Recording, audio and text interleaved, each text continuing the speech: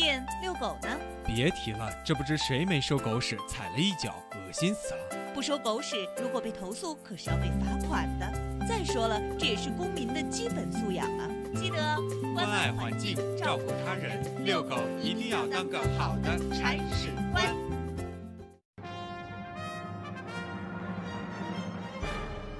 新中传媒，新西兰唯一涵盖广播、电视、报纸、杂志及新媒体的中文全媒体传播集团，以专业态度缔造传媒行业影响力，以全媒体思维整合纸媒、电台、杂志、新媒体等传播平台，全力为新西兰、中国与世界之间架起一座沟通的桥梁。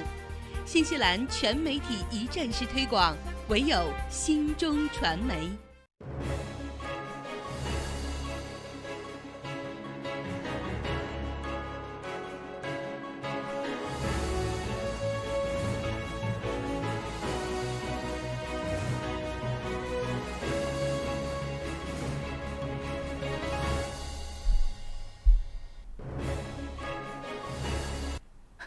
早上的7点30分，欢迎大家准时收听收看由Panda TV 37和 FM 90.6正在为您直播的《朝闻天下》，我是小娇。大家早上好，新的一周继续代班主持早上的节目，我是侯磊。那么今天是大年的初4了啊，我们上一次还在说是在猪年跟大家来主持早上的朝闻天下，现在眼看着一下子就到鼠年了。对。那么这个小长假期呢，我相信大家在新西兰也都是度过了一个非常的年味儿很浓的春节，对，而且这次又非常的天公作美的，我们的天气状况也特别好，所以说呢，我估计大家这个周末过得应该是比较愉快，但是是真的够热的。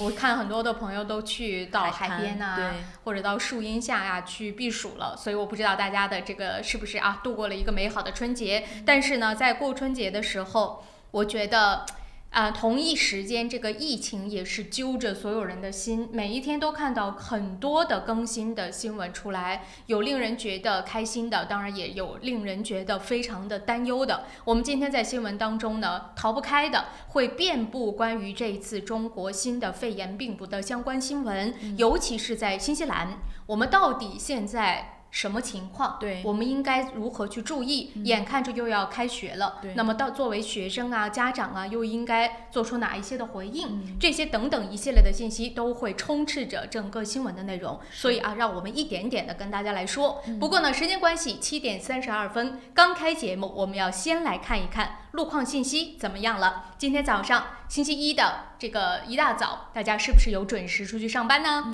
如果从路况来看的话，的确今天早上的路况真的不是很乐观。首先我们来看1号高速从南往市中心的方向，刚刚过了7点30分，已经有很多路段都堵成红色交通拥堵的路况了，基本上是过了差不多过了 Easter Market 之后，就出现了黄色车多，快到 Mount Wellington 这一块还出现了一长段的红色交通拥堵。过了 Mount Wellington 之后呢，现在经过 Ellerslie、Green Lane 一路到 Cabot Pass Road， 也全线都是在黄色车多，个别路段还出现了红色交通拥堵的状况。但是上高速的口，如果大家仔细去看一看，比如说在 Green Lane Ellerslie 的这个路口，还有 Mount Wellington 的路口，全部都出现了黑色大塞车。所以这个上高速的地方可能要花一段时间了，大家呢在开车的时候一定要小心留意一下。那么接着我们再来看16号高速，16号高速西区往市中心的状况就更加的糟糕了。首先在前半段 Lincoln Road 附近已经出现了红色交通拥堵，接着呢过了 Lincoln 之后，经过 Te Atatu 一路现在到 Rosebank 也都是黄色车多，从 Rosebank 开始到 Grey North Road 是红色交通拥堵， Grey North Road 前后已经堵成了黑色大塞车，临近到St. Luke's 这附近也全线都是红色交通拥堵的，过了St. Luke's 之后再往市中心也都是黄色车多。16号高速快到市中心的这一块也同样Newton 这一块也同样都是红色交通拥堵的，所以整条16号高速今天早晨路况非常糟糕，而且呢今天阳光也挺充足的，走16号高速的朋友可能也要戴好墨镜了这个阳光可能会比较的刺眼。接着我们再来看一下北岸北岸1号高速往市中心的方向今天早上开始黑了，从没到 Albany Express Highway 啊更远处就已经开始出现了黑色大塞车的状况，然后中间呢稍微有所缓解，在这个我看啊，快到Constellation Drive 这附近又是一段的黑色大塞车，堵到了快到 Warren Valley， 我没说的地方也都是红色交通拥堵的，一路是堵了超过了 Eastman Road， 而且今天在小路上，比如说像 Eastman Road 啊 Oniva Road 也是断断续续的都是在黑色大塞车的过程当中的，要过了 Oniva 之后再往大桥上一路到市中心才是恢复绿色行驶畅通，所以路况非常糟糕啊，随着这个开学的临近，这个路况只会越来越糟糕，所以大家一定要提前做好准备了。开车的时候还是一定要注意驾驶的安全。好了，那我们马上回来就正式进入到新闻早餐的内容了。按照惯例，还是快速的让我们来浏览一下今天早上的新闻早知道。首先我们会关注到的还是关于中国的新型肺炎确诊病例的总数，现在呢已经达到了2858例，死亡人数呢是82例。同时呢，我们可以看到的是，包括我们的国家也就中国也发布了很多的讯息，在春节假期这个时间段也进行了一个延长。对，这个假期呢至少会延长到2月2号，也就是初9。我看到很多学校还不止，有一些学校是基本上是2月17号之前都不开学。对，这个消息我们一会儿也会具体跟大家来说。那么昨天还有一条真的是震动了整个全世界哦，无论是不是喜欢看篮球的朋友，也无论是不是真的是他的球迷，这条消息都是足以震动全世界。那就是关于 NBA 的传奇球星科比布莱恩特是在空难当中不幸身亡，而且今天早上看到消息是说呢，遇难的人数应该会增至9人。本来说这个遇难人数是5人，后来发现呢，飞机上应该是有9个人，其中还有2个孩子，也包括了Bryant 他的女儿今年只有13岁。对，其实 Bryant 也很年轻啊，今年只是41岁。所以这个消息出来的时候，我是一大早醒来第一眼，因为我习惯啊，早上起来第一件事就是看新闻。我看到这件事情的时候，那个时候还没有很多媒体报，很震惊，只是个别媒体报。我想说又是假的，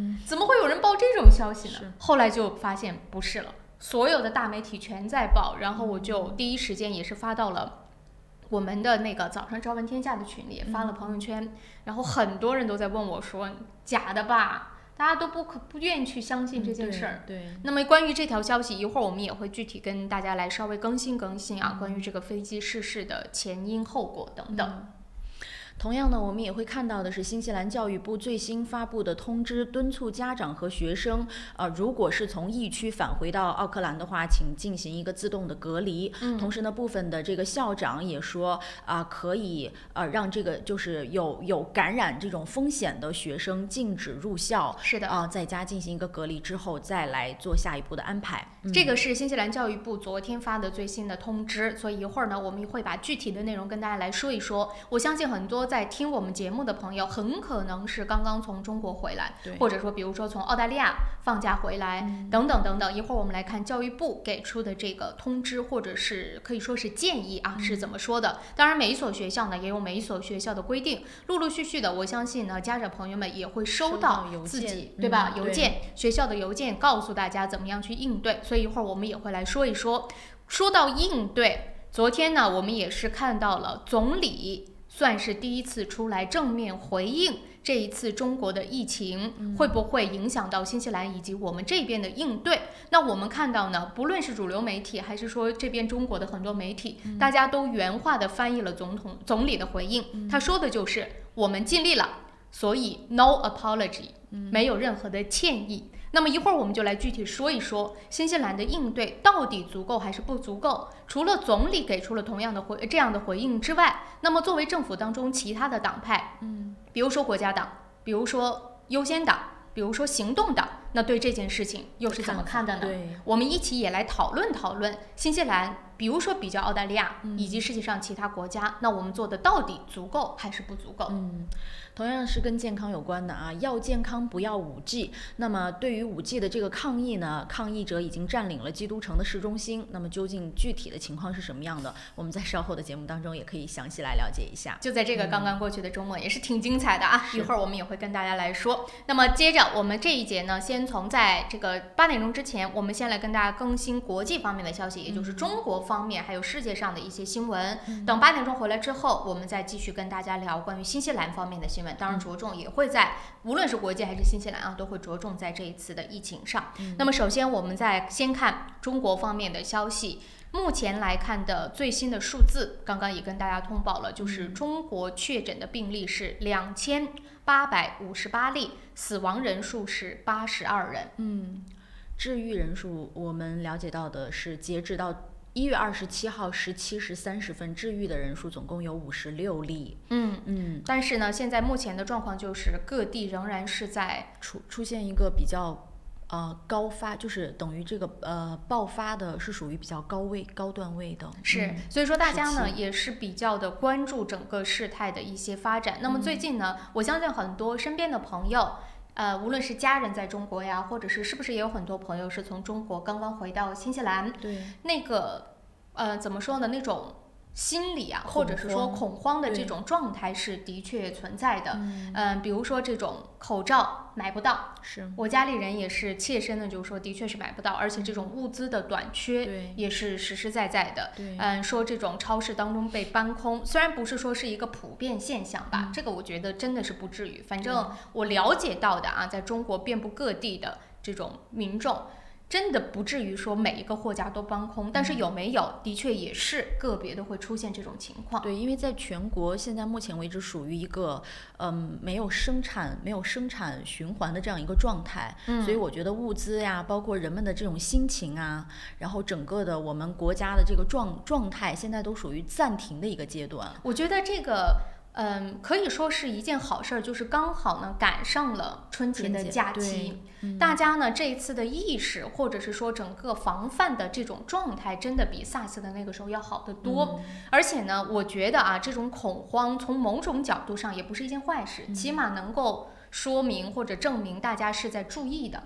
那么真的就是说，你出门的时候基本上不会看到不戴口罩的人。然后呢，你整个去看啊，无论是任何城市有没有这个疫情的，都基本上就是空巷的感觉。对，会有一个应急的储备方案。对，所以说呢，作为储备方案之一，我们也看到呢，国务院就在这个周末的时候发布消息，说延长呢春节的假期。到2月2号，也就是正月初9。但是我看到部分的城市是说呢，将会更延长，不仅仅是到2月2号了。当然，这也要看事态的发展而做决定。是，同样我们也了解到的，这个武汉市公安局的出入境处呢，也是发布了一个通知，是说呢，在这个我们可以关注一下，说为了加强这个新型冠状病毒感染的疫情防控，从即日起呢，一直到1月30号，也就是大年初6，全市各级出入境管理窗口停办各类中国公民出入境的业务。然后这个港澳台自助签注机服务呢，也一律都是关闭停用的。然后这个启用的时间呢，到目前为止都没有一个具体来说，会另行进行一个通知。当然，因为这件事情呢，世界上各个国家也对可能被扣，或者是说呢某种情况之下没法离开的当地人，也有一些其他的声音。比如说新西兰这边现在也有一些就是持有新西兰公民身份的，是被留在了武汉，无论他们是回国过年的，还是说呢回到中国去过年的，或者是说可能趁这个机会去中国旅游的，等等各个方面。但是无论如何，他们都是持新西兰护照的新西兰公民，所以应不应该把这些人就是怎么说呢？让他们如果愿意的话，把他们接回到新西兰来，这个声音其实也是争议非常大的。而且不仅仅是新西兰，包括了像澳大利亚、美国、日本等等一些国家，现在也在就此事来进行商讨。我今天早上看到的一个最新的消息是说，日本算是行动最快的，他们现在正在跟中国的官方来进行协调，看是不是要做这个动作。就是现在在武汉的不能够离开的这些人，可不可以派专机把他们接回，如果他们愿意的话，接回日本去。可是这个当然要去符合中国的一些相关的规定。对，现在就是法规规定说他们不可以离境，不可以离开，当然是防止疫情的传播。所以这个要看国家和国家之间的协商对接。对，所以除了日本之外，美国也说了同样的话，但是澳大利亚也说了同样的话，新西兰就说。那我也在考虑，而且呢，我们在听总理说的时候，他也是直接就说了，如果我们的邻居，比如说澳大利亚有这样的动作，那我们可能也会考虑这样的动作。效仿。可是这件事情说出来哦，真的，这种不同的声音就非常多了。对，有人就觉得的确他是我们的公民，我们有义务去照顾好公民。可是在这件事情上，这不是说，比如说你出现了天灾，对吧？或者是说不是出现了什么样的事故，那我们真的是应该把他们接回来。可这个东西存在着危险性，对，那你接回来之后，到底又是不是真的是对你本国居民一个负责任的态度呢？就是能不能真的达到更好的去保护他们这样一个效果？而且你说他在国内隔离。也没有说他真的受到了什么样不公平的待遇，对不对？所以这个讨论的声音也是非常多的。不过因为时间的关系啊，到7点45分了，我们得先稍作休息一下。回来当然还有其他的一些新闻的内容，先来跟大家更新。8点钟之后，我们再来说新西兰新闻。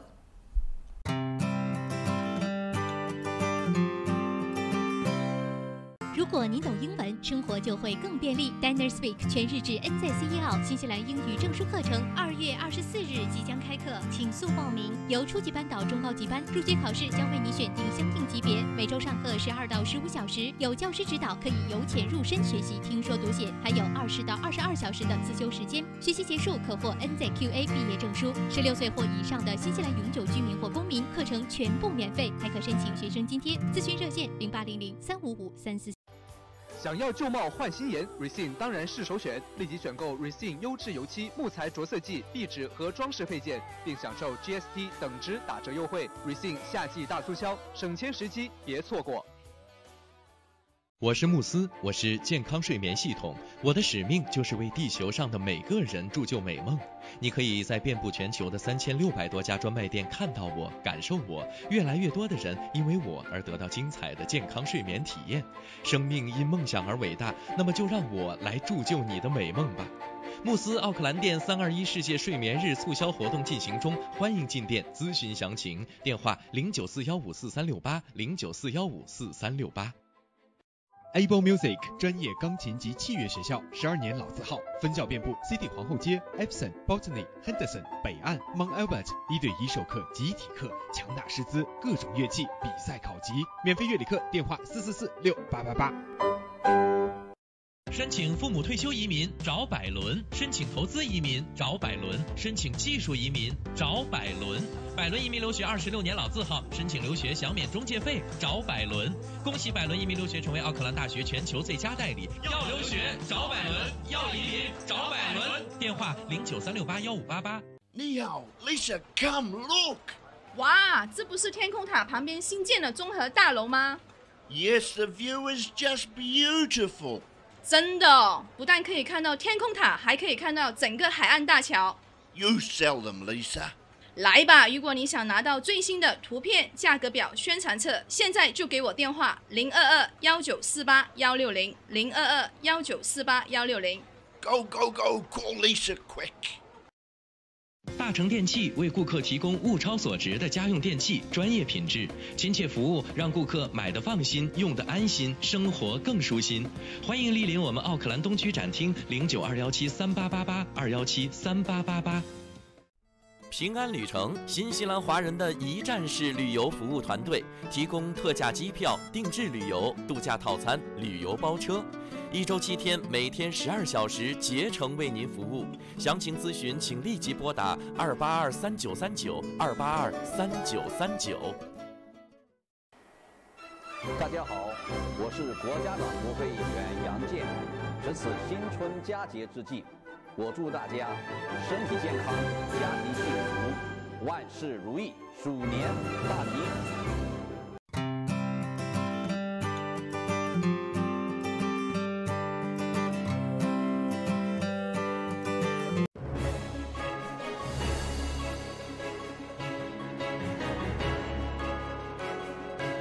朝闻天下由春丝面条冠名播出，春丝面条丝丝真情，中国挂面知名品牌。时间很快已经来到了早上的7点48分，欢迎大家继续收听收看《朝闻天下》。关于这个新疫情的事情啊，我们稍后在8点钟之后，现在大家着重的更想听到的可能是关于新西兰这边目前的一个状态，所以我们等到8点钟之后，具体再跟大家来讲述，而且其中呢有很多的可能大家都想去解答的问题，我在这个周末呢收集到了很多的讯息，官方的以及呢一些就是我们说采访得到的一些讯息，所以一会儿再来跟大家说。那么在8点钟之前，这最后的这几分钟，让我们跟大家来更新2条在国际方面其他的新闻啊。第一件事情，当然要说到的，还是要把这件事情跟大家讲一讲最新的消息，关于美国的篮球巨星科比 Bryant， 他的我说了中英文连在一起啊，科比布莱恩特，那么他这一次的飞机的逝世，那跟大家来说的，我相信这件事情大家都知道了，讲一讲最新得到的消息。首先第一件事情就是这个直升机的失事当中死亡的名单很有可能会上升到9人，本来呢官方数字是说5人，后来发现说实际的在机上的其实是9人。这件事情呢，我相信大家都比较的关注，而且呢，除了科比之外，他13岁的小女儿也在飞机上，二女儿对，也在飞机上，是。所以这件事情让大家听完了之后就觉得更加的心痛。谁知道会有这种事情就忽然间发生在身边？我甚至听到啊，今天早上的时候有很多的主持人也是爸爸妈妈就是为人父母了，在看到这条新闻之后，他说他第一件事情就去抱了抱他儿子，抱了抱他女儿，就是你真的是不知道什么事情会在身边发生。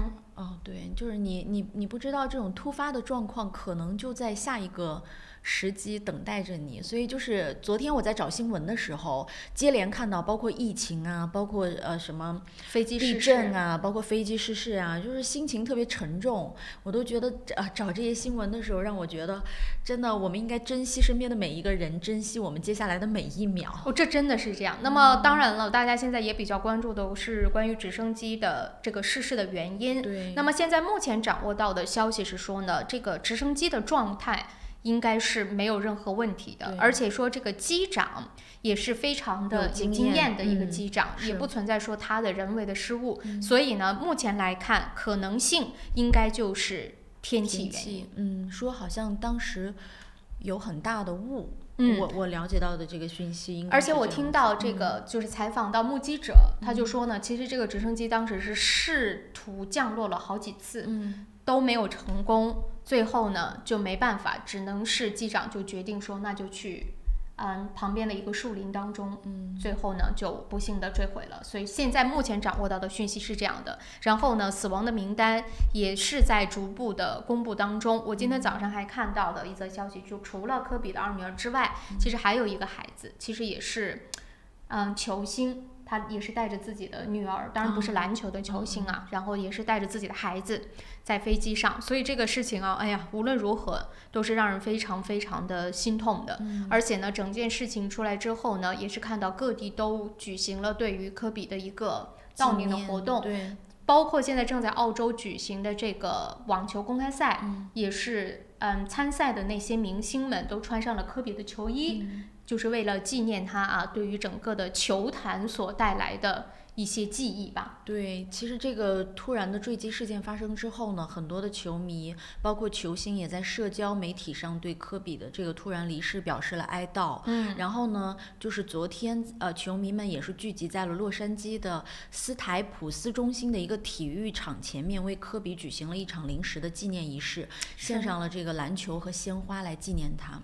所以无论如何吧，这件事情都是让我们非常非常之心痛的啊！如果我们看到真的调查出来的确切的讯息到底是什么原因，而且飞机上到底去遇难的人都是谁，我们也会再来继续跟大家来更新。我相信呢，陆陆续续的会在各地有一些纪念的活动，很多的球迷啊，如果愿意的，也真的是可以去送一送这位大家心目当中的偶像，篮球界的巨星。好了，这件事情就跟大家说到这里啊。那么接着已经到了7点54分了，这一节还剩下几分钟，我想快速的把蝙蝠这件事情跟大家来稍微说一说。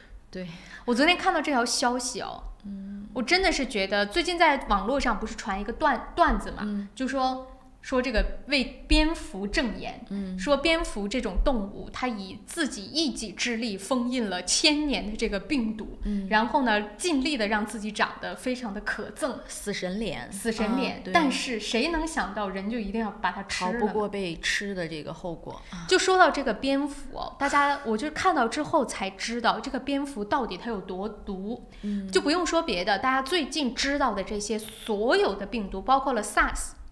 包括了 MERS， 就是中东呼吸综合症，那个死亡的比例更高，那个的死亡率达到38%，这个我觉得听起来很可怕。对，还有这个埃博拉病毒，还有这一次我们现在面对的这个新的疫情的病毒，全是蝙蝠身上的。对。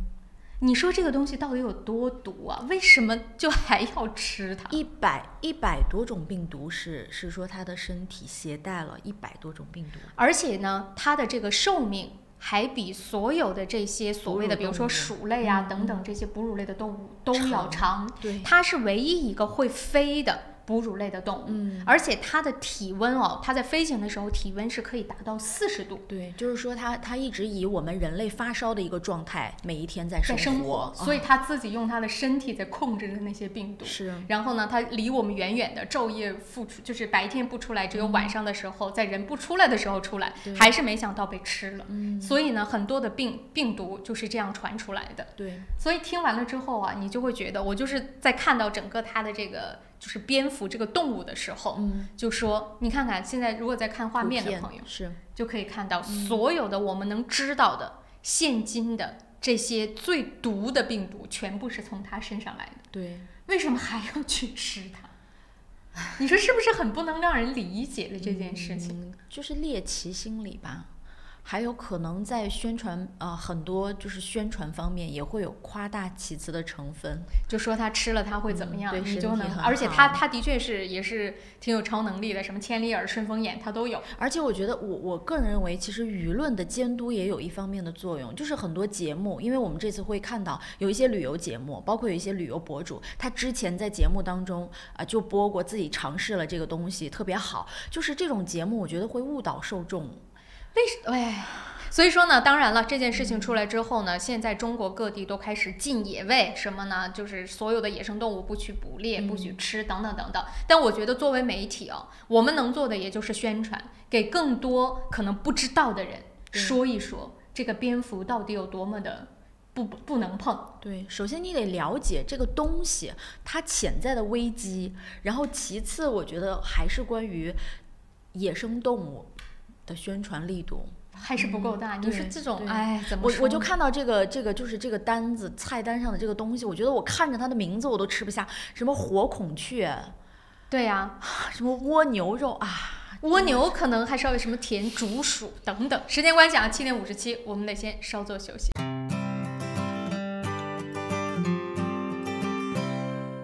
Able Music 专业钢琴及器乐学校，12年老字号，分校遍布 CD 皇后街、Epson、Botany、Henderson、北岸、Mount Albert， 1对1授课、集体课，强大师资，各种乐器比赛考级，免费乐理课，电话4446888。雪山天对岸，陶波湖畔边，风景秀丽的陶波市迎来第一家中华美食绍兴饭店，店内装饰精美，环境典雅，服务一流，全天提供中国特色菜肴、风味小吃，集中华烹饪之精华，汇南北风味之大成。陶波绍兴饭店欢迎您。地址8号 Northcroft Street 陶波，电话0737788886。奥克兰教育中心成立于2001年，从小学1年级到13年级，课程辅导、教育咨询、升学规划、升医学院、留学美国、英国。优秀是教出来的，孩子成就最好的自己就是优秀。张老师的团队值得您的信赖，电话096230366，096230366。石围鲜酒家，老字号的粤式餐厅，天天茶室，精美点心，非陈出新，特色小炒，时令菜式，喜宴寿桌，社团宴会，欢迎预订。530号 Fraser Road Greenland。申请父母退休移民找百伦，申请投资移民找百伦，申请技术移民找百伦。百伦移民留学26年老字号，申请留学享免中介费找百伦。恭喜百伦移民留学成为奥克兰大学全球最佳代理。要留学找百伦，要移民找百伦。电话0936815588。立冬换汇，诚信、安全、可靠、保密，加上专业的理财经验，欢迎来电5228698，5228698，门前有大量停车位，地址1号 Kenneth Street New Market。食为鲜酒家，老字号的粤式餐厅，天天茶室，精美点心，非常出新，特色小炒，时令菜式，喜宴寿桌，社团宴会，欢迎预订。530号 Fraser Road Greenland。安吉拉杨为您推荐5号 Kingston Avenue Monroe 1930年代的特性 bungalow， 3房加学习房和独立的客厅带壁炉，宽敞的门厅，地高景美，能看到天空塔。位于方便地段 Dominion Road 旁，走路去太平购物超市、银行、中餐馆、公交车站及其他便民设施。Dominion Road 小学就在您家背后。近 Monroe 初中、高中，开放日周6日12点到12点半，请联系杨丽萍0213383111。GPOS 世博商务20年软件开发经验，拥有数千家客户。GPOS 智能超市管理系统、餐饮系统、移动支付、网络销售。GPOS 世博商务带你进入商业管理的信息时代。电话6388-288，6388-288。大成电器为顾客提供物超所值的家用电器，专业品质、亲切服务，让顾客买得放心，用得安心，生活更舒心。欢迎莅临我们奥克兰东区展厅，092173888，2173888。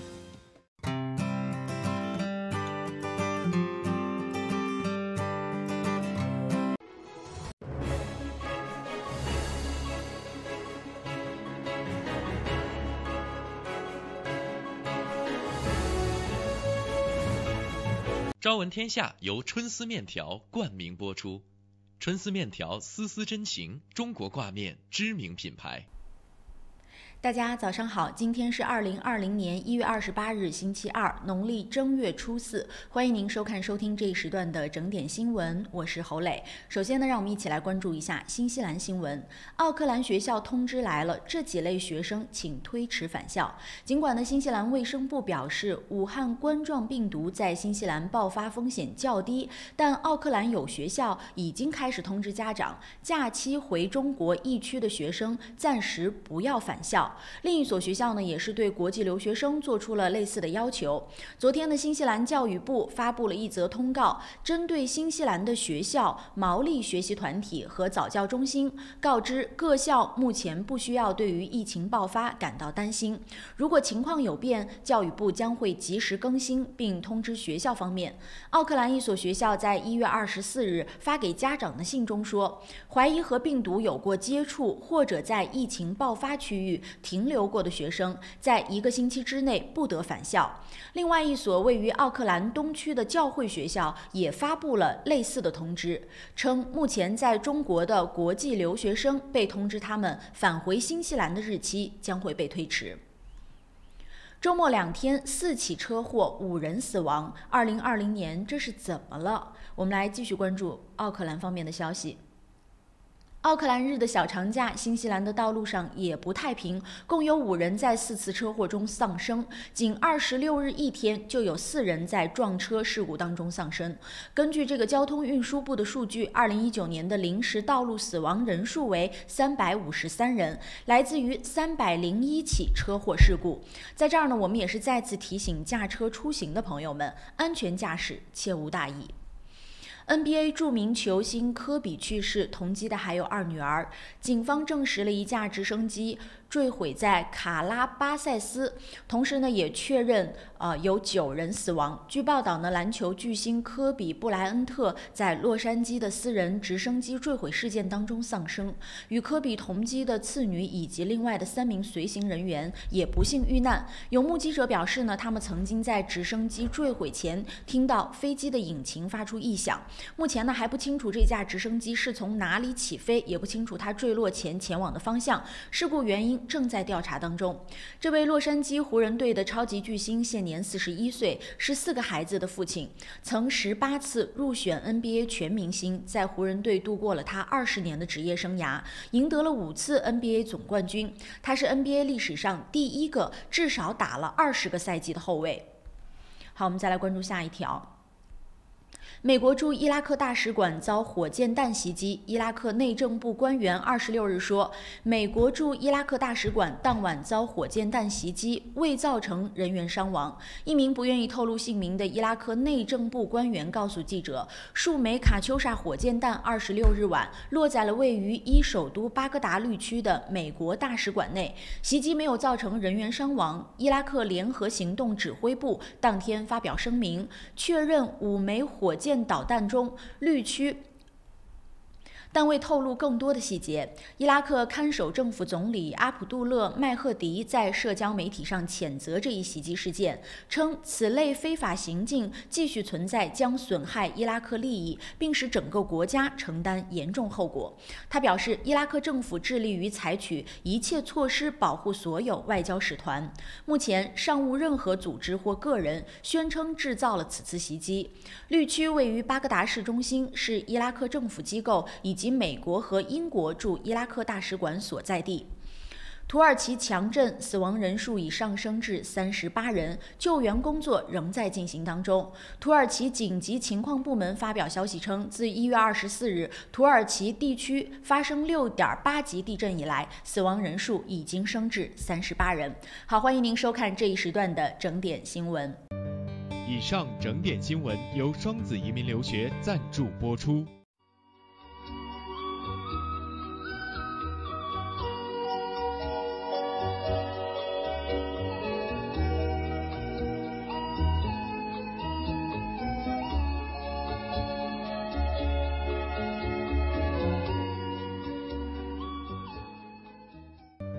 天气预报由玉山 KCH 独家冠名播出。玉山出新品了，最新推出的 Ushi 乳酸菌饮料，完全不含脂肪，还能易促进肠道健康，喝起来酸酸甜甜，让您一整天都有好心情。还有 Ushi 水蜜桃味冰红茶和 Ushi 芦荟饮品，大颗的芦荟果粒好好嚼，让您根本停不下来。这个夏天，快来尝尝我们全新的 Ushi 家族吧！玉山之父，你我之福。公司地址43A Lady Ruby Drive East Tamaki， 联系电话0927235519，0927235516。早上的8点06分，我们一起来关心一下新西兰主要城市今明2天的天气预测。以下的天气预报是由玉山食品独家冠名赞助播出的。在度过了一个非常炎热的小长假期之后，这一周来看看天气情况怎么样。继续炎热。今天奥克兰北岛大部分范围之内全部都是晴好的天气，奥克兰的最高气温仍然还是持续在27度，最低是18度。整个奥克兰北岛基本上所有的温度情况都是如此的。大家看北岛南部地区也是同样，像中部地区的 Napier 今天的最高气温将会达到29度，唯一在北岛凉快点的就是惠灵顿，今天最高温度是22度。那么再来看一下南岛。南岛的北部地区呢，今天将会在西海岸迎来一阵的降雨，但是雨势呢可能不大，基本上是以阵雨为主。那么在东海岸仍然全部还都是晴好的天气。Blenheim 今天的最高气温仍然将会达到31度。南岛南部地方也是部分的地方会出现降雨，降雨的地方会稍微凉快一些。皇后镇最高气温呢将会降到23度，但是基督城今天仍然是晴好的天气，最高气温仍然达到了29度。再来看一下明天。明天呢，新西兰基本上是在南岛会有一些降雨出现，北岛基本上还是全部都是晴好的天气。气温方面也跟今天差不了太多。奥克兰明天最高气温仍然是26度，最低18度，所以大家一定要做好防暑防晒。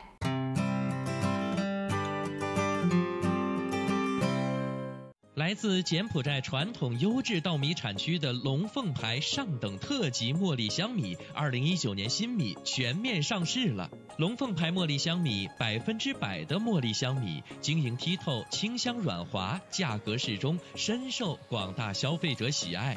龙凤牌上等特级茉莉香米，餐馆酒楼消费者的最佳选择。买大米请认准龙凤牌，新西兰总代理林氏兄弟出入口有限公司。申请父母退休移民找百伦，申请投资移民找百伦，申请技术移民找百伦。百伦移民留学26年老字号，申请留学享免中介费找百伦。恭喜百伦移民留学成为奥克兰大学全球最佳代理。要留学找百伦，要移民找百伦。电话0936815588。富家安橱柜专业打造厨房、卫浴、衣柜产品，设计精美、实用、大方。富家安橱柜用心守护您在家的每一个角落。电话09265299265299。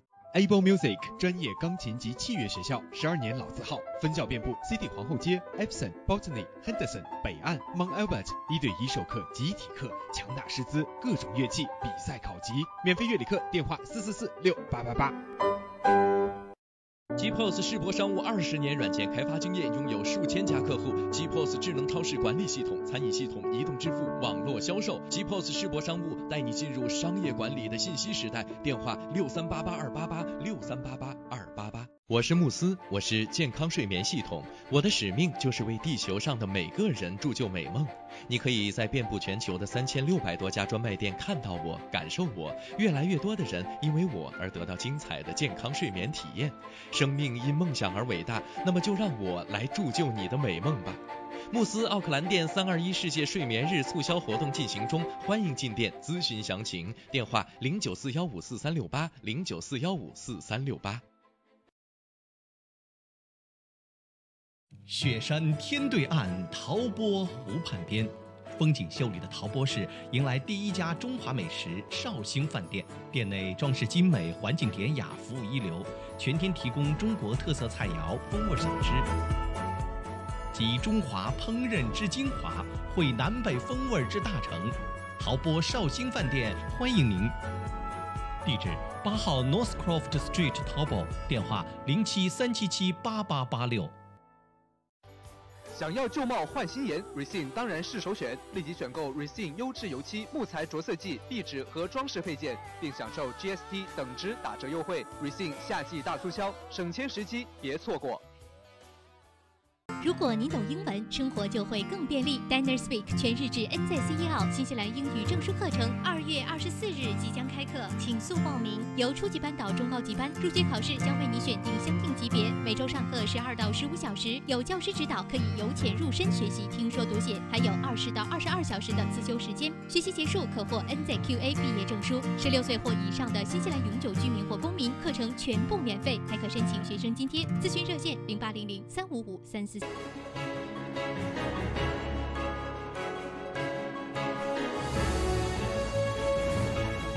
朝闻天下由春丝面条冠名播出。春丝面条丝丝真情，中国挂面知名品牌。早上的8点11分，欢迎大家继续收听收看由Panda TV 37和 FM 906正在为您同步直播的朝闻天下，我是小娇。大家早上好，我是侯磊。那么接着跟大家来聊一聊关于新西兰方面的新闻。我相信很多的事情现在是非常值得去关注的。我们很多的听众观众现在最想了解的就是这个来自于中国的这一次的肺炎的新疫情，到底我们新西兰会带来多大的影响，以及作为政府、作为官方在这件事情上又做了哪些的工作。比如说我作为一个孩子的母亲，那我可能现在关注的问题就是下个星期要开学了。对，那我的孩子去学校的时候，如果说有从疫区回来的小朋友跟他一起上课，当然我并不是说要去拒绝或者去怀疑什么，但是我觉得这是有一定的潜在危险的。是类似于这样的问题，我们应该怎么做？那我们到底现在应不应该担心？那我们所谓的总理说我们已经尽力了，没有什么好去道歉的，那我们到底尽力还是没尽力？所以今天呢，我是总共总结了可能大家会问到的4个问题，把我们呢在这个小长假期当中总结的答案跟大家来做一个更新。第一个问题就是现在新西兰到底有没有确诊的病例？这个其实也是让大家非常关注的点。那么首先呢，就是让大家会问出这个问题的原因是我们看到了各种的消息，比如说呢，有说什么从中国这边来了很多的航班，对，然后其中也包括了可能甚至从澳大利亚接触到了那些确诊病例的这些人。转机进入到了新西兰，然后再加上我们又在周末的时候看到说有3位有旅游团的这个人士发现了一些症状，所以呢被送往了医院去进行检查。那到底结果是什么？所以这件事情先跟大家来更新。第一就是暂时在新西兰这边没有确诊病例。那3位属于旅游团的在 Rotorua 接受检查的游客已经出院了，确定他们并没有感染这个病毒，并且他们也会在近期就回到中国去。我们现场有个朋友先来接一下，看看是不是有什么样的问题。早上好。你好。喂，早上好。早上好。谈到你早上好。我说刚才你们谈到那个吃蝙蝠的事那个话题当年的 SARS 和这次的冠状病毒疫情跟吃由于吃野味引起的，对，比如吃果子狸什么的。但是中国是有些省份确实吃野生动物的习惯，比如说吃老鼠或者是吃什么的，但是没有听说吃蝙蝠的这种现象。蝙蝠身上的那个病毒呢，它是通过某些途径，然后传染给那个野生动物了。是，然后然后呢，人在吃这些野生动物，然后是这么传到人身上的，而不是说直接吃蝙蝠的结果。就网上传的那些视频呢，有人在吃蝙蝠，现在已经都辟谣了，那些都不是在中国的那个餐馆里，而是在那个东南亚了，或者是有些太平洋岛国，就是他们有吃这个蝙蝠的习惯。对，它是养殖的蝙蝠，也是专门用来食用的，也不是从野外抓来的。所以我觉得那个就是说呢，它就是说要严谨吧，慎重，就是说这些，可能那个要不会引起误会，就以为是直接我们去吃野生蝙蝠了，就这样传来的。好，怪我说的不清楚谢谢这位听众。不过您的这个电话稍微有点杂音，我们先聊到这儿好不好？好，谢谢。好，谢谢。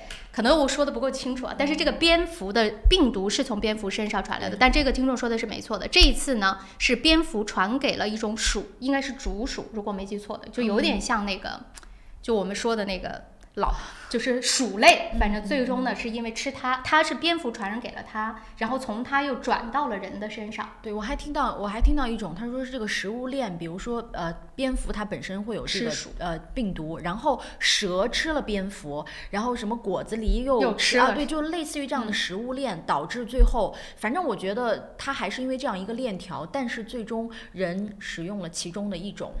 但是这个病毒的确是从蝙蝠身上来的。就我们刚才说这个蝙蝠也主要是说它有多么的邪恶，就是所有的我们这些病毒真的都来自于它。而且它的那个生存的能力整个的那个免疫的能力都是我们无法想象的好了，说回到新西兰的部分，刚才就提到了说这个3个在 Rotorua 医院接受检查的游客，首先他们已经确定不是这个病毒了，所以不要再传这件事情了，已经肯定是确定了。可是大家现在也在说呢，到底新西兰这种可能会有病毒的人士感染进入到新西兰的可能性高不高？有多大？对，我们也听到官方给出的答案就是这种可能性的确是很高，可是是不是在新西兰会爆发？那么现在官方给出的讯息是说，这个可能性是非常低的，因为现在无论是在世界上任何一个国家，除了中国之外，还没有出现人传人的这种病例，都是携带者入境了，被确诊是感染了这个病毒，但并没有在当地出现人传人。就包括了在澳大利亚，现在已经确诊了5例，也都是携带者进入到澳大利亚被确诊的，而不是在澳大利亚传播的。所以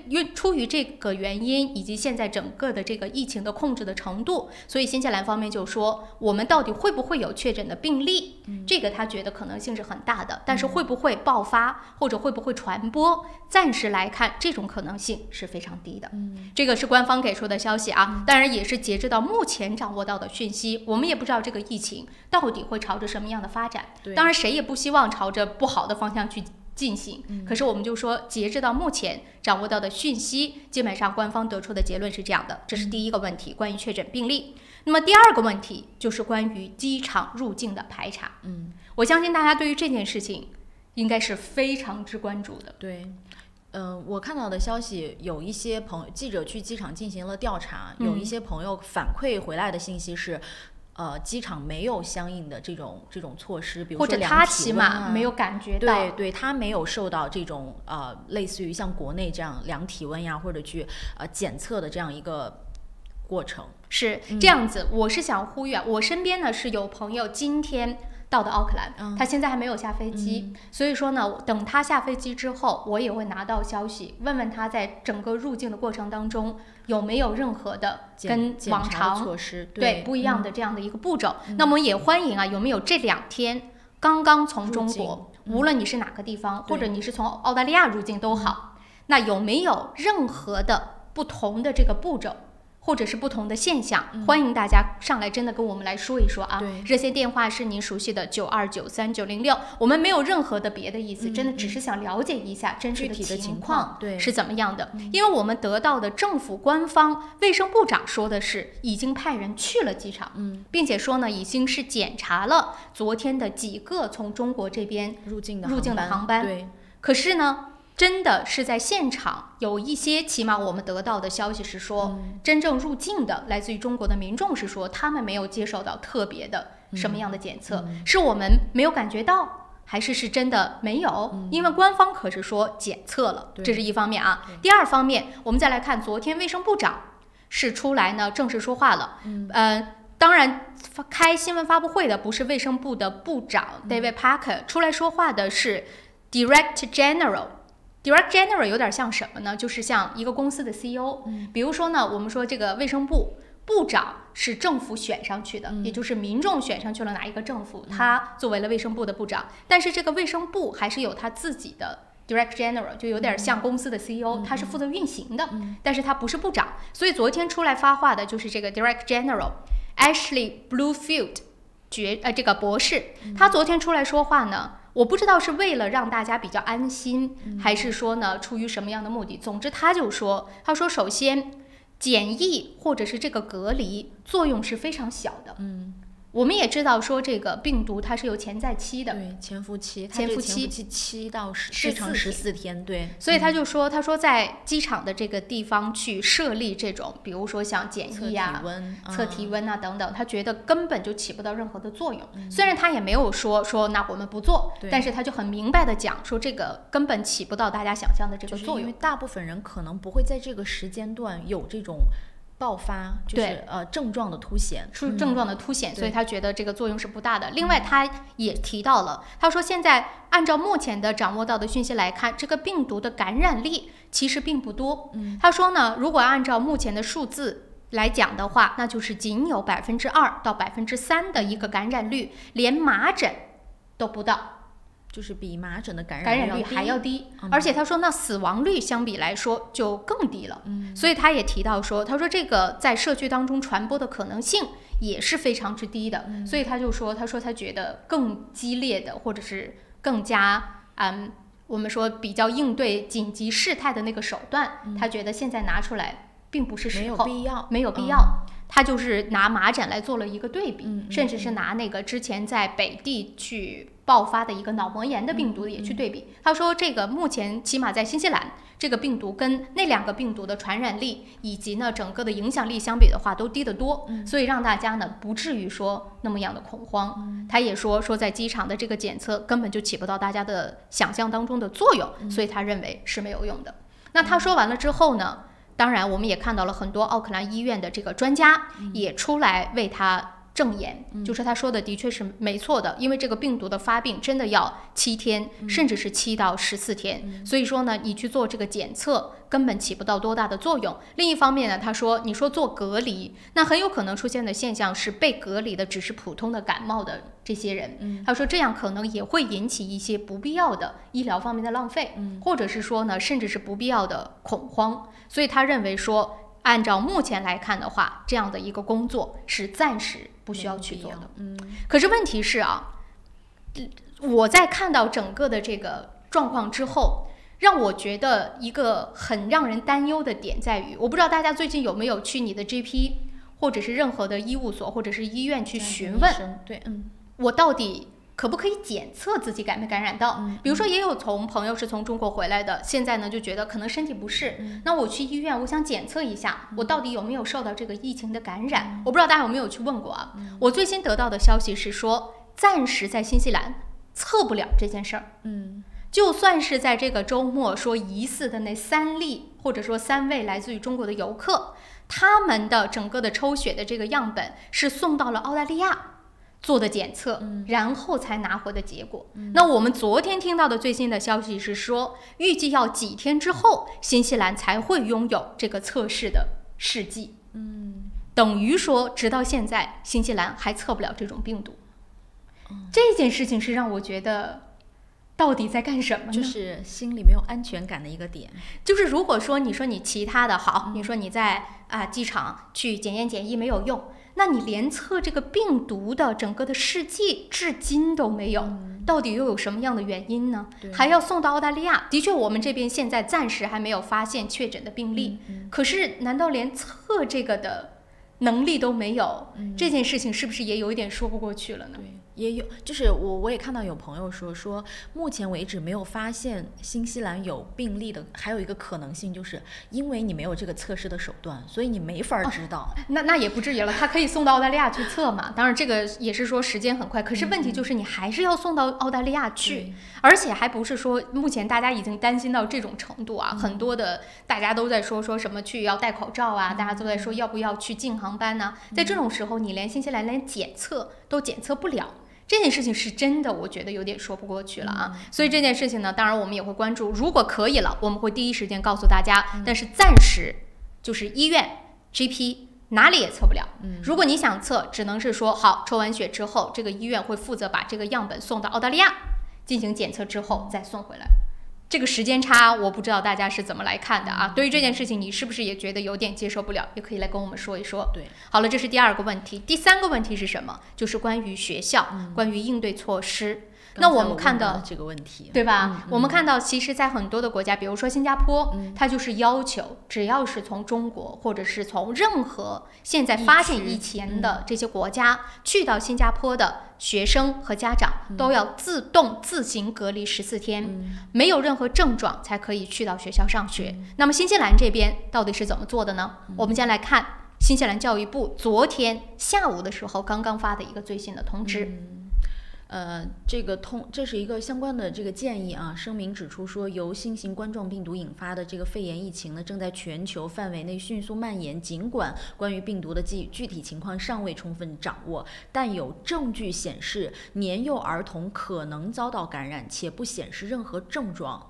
所以呢，采取的措施第一个就是，如果任何人出现了身体不适，不应继续出现在学校或者早教中心。如果您对某一孩子、学生或教职人员的健康感到担忧的话，你可以拨打这个电话0800611116，联系卫生部或者家庭医生来寻求帮助。是，那么如果学生出现了症状仍前往学校的话，那么公立学校的校长在合理的理由相信其患有传染病的前提之下，可以禁止对方进入学校。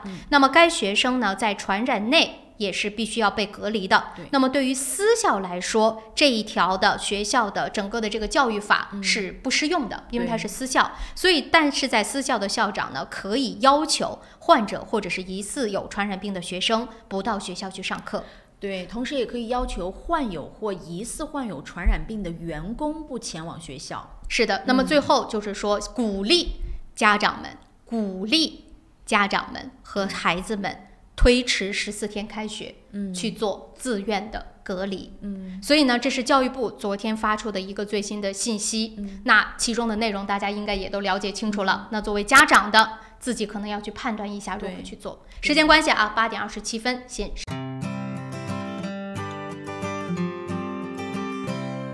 在新西兰安居乐业，一个朋友般的律师将是您的生活必备。瑞启诗律师事务所为您提供24小时咨询服务，用专业的态度提供量身定做的法律服务。电话0958011083，瑞启诗律师事务所，您生活的可靠朋友。G-POS 世博商务20年软件开发经验，拥有数千家客户。G-POS 智能超市管理系统、餐饮系统、移动支付、网络销售。G-POS 世博商务带你进入商业管理的信息时代。电话6388-288，6388-288。换汇在东平，分分好汇率，款款有保障，有口皆碑，服务好，快速安全，信誉度极高。东平是助您安心就读和置业纽西兰最佳的换汇选择。电话0800-366-474或6大分店。您想到汇率高低，我们想到未来趋势；您想到全球商机，我们想到支付方案；您想到业务高效运作，我们想到外汇对冲避险。KVB 昆仑国际向您所未想，决胜千里之外，企业外汇及财资管理专家 KVB 昆仑国际。你好 ，Lisa， come look。哇，这不是天空塔旁边新建的综合大楼吗 ？Yes, the view is just beautiful。真的，不但可以看到天空塔，还可以看到整个海岸大桥。You sell them, Lisa。来吧，如果你想拿到最新的图片、价格表、宣传册，现在就给我电话022-1948-160，022-1948-160。Go, go, go, call Lisa quick。Angela 杨为您推荐5号 Kingston Avenue Monroe 1930年代的特性 bungalow， 3房加学习房和独立的客厅带壁炉、宽敞的门厅，地高景美，能看到天空塔。位于方便地段 Dominion Road 旁，走路去太平购物超市、银行、中餐馆、公交车站及其他便民设施。Dominion Road 小学就在您家背后。近 Monroe 初中、高中，开放日周6日12点到12点半，请联系杨丽萍021-338-311。大家好，我是国家党国会议员杨健。值此新春佳节之际，我祝大家身体健康，家庭幸福，万事如意，鼠年大吉。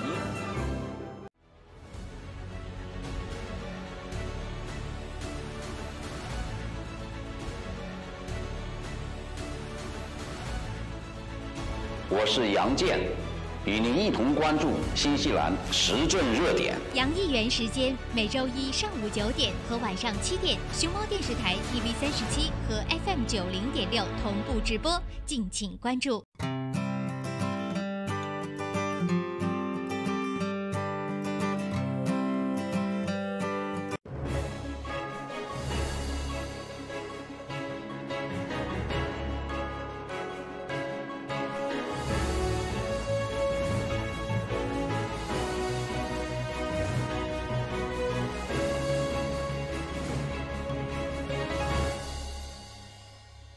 朝闻天下由春丝面条冠名播出，春丝面条丝丝真情，中国挂面知名品牌。时间来到了早上的8点30分，还是快速的来更新一下目前的路况信息啊。这个可以说是非常好说，就是非常堵。各个高速公路上整条的都是在红黑相间的非常拥堵的状态。如果在看电视的朋友就可以很明显的看到，1号高速从南往市中心，16号高速西去往市中心，北岸1号高速往市中心全线红色交通拥堵，部分的路段堵成黑色大塞车，所以红色的我就不说了啊，反正整段都是红。跟大家来说黑色大塞车的路段，那么1号高速从南往市中心是集中在 Mount Wellington 这附近，其余的一路红色交通拥堵，差不多到 Cabot Pass Road 了。16号高速出现黑色大塞车的，一个是在 Lincoln Road， 一个是在 Grey North Road 这附近，也是还有 St. Luke's 附近也有一段黑色大塞车，其余所有路段全部红色交通拥堵。北岸的黑色大塞车主要集中在前半段。我的天 ，Albany Express Highway、Constellation Drive、Yarra Valley 前后全部都是黑色大塞车，其余路段都是红色交通拥堵，所以今天路况非常糟糕啊！大家在开车的时候可能要多一点耐心了。可以看得出来，大家在长假之后的上班热情都非常高涨，那也是没办法的事情，是吧？好，我们继续来关注一下近日的这个财经资讯。新西兰 NZX50 指数11807.14，下跌70.67；上证综指 SSEC 2976.53，下跌84.23，道琼斯工业指数28651.66，下跌338.07。那我们再来关注一下今天的这个参考的汇率，纽币对人民币是4.54，纽币对澳币0.97，纽币对港币5.10，纽币对美元0.66，美元对人民币6.94。汇率呢实时变动，实际以交易价格为准。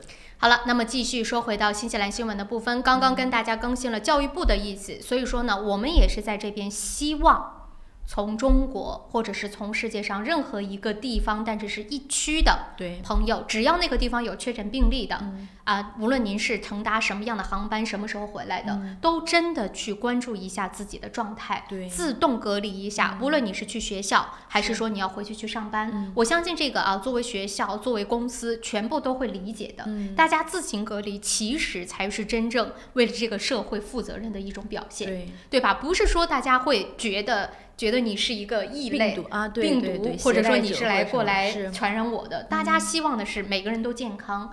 你真的去到学校，我们也知道在学校任何病毒都是可以直接爆发的，就不用说别的，麻疹那个时候有多么的严峻，很多学校都关掉了。为什么？就是因为有一个人，然后再加上有一些没打疫苗的，结果就传开了。所以这个病毒那可能相比于麻疹来说，可能目前传染度没有麻疹在新西兰那么高，可是它的这个死亡率绝对是要比麻疹厉害得多的。所以说呢，大家还是我是劝无论你是从任何地方，只要是疫区回来的，自己隔离自己7天，有什么样的症状，赶紧跟相关的部门去反馈，这是对自己负责，也是对社会去负责。我相信很多有孩子的父母一定能做到这一点，因为就是自己有孩子了之后，你可能会更加的关注这个小朋友的健康，对，所以在这一点，我们也希望更多的朋友能够按照我们相关的规定去遵守。虽然说新西兰这边不像新加坡那边直接就说你必须，他只是说建议，但是我们也只能说是建议，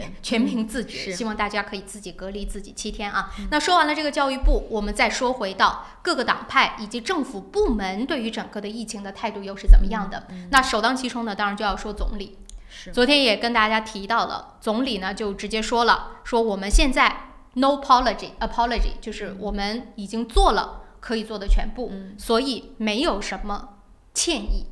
那么对于他的这个话，当然很多人是表达了非常反对的声音。我是觉得说你可以说你说检测觉得没有必要，你也可以说现在禁飞是真的是更没有必要，你也可以说教育部该做了建议也做了，可是就不用说别的，我就刚刚说的那一件事，在新西兰这边连检测都做不了，这是不是你政府的责任？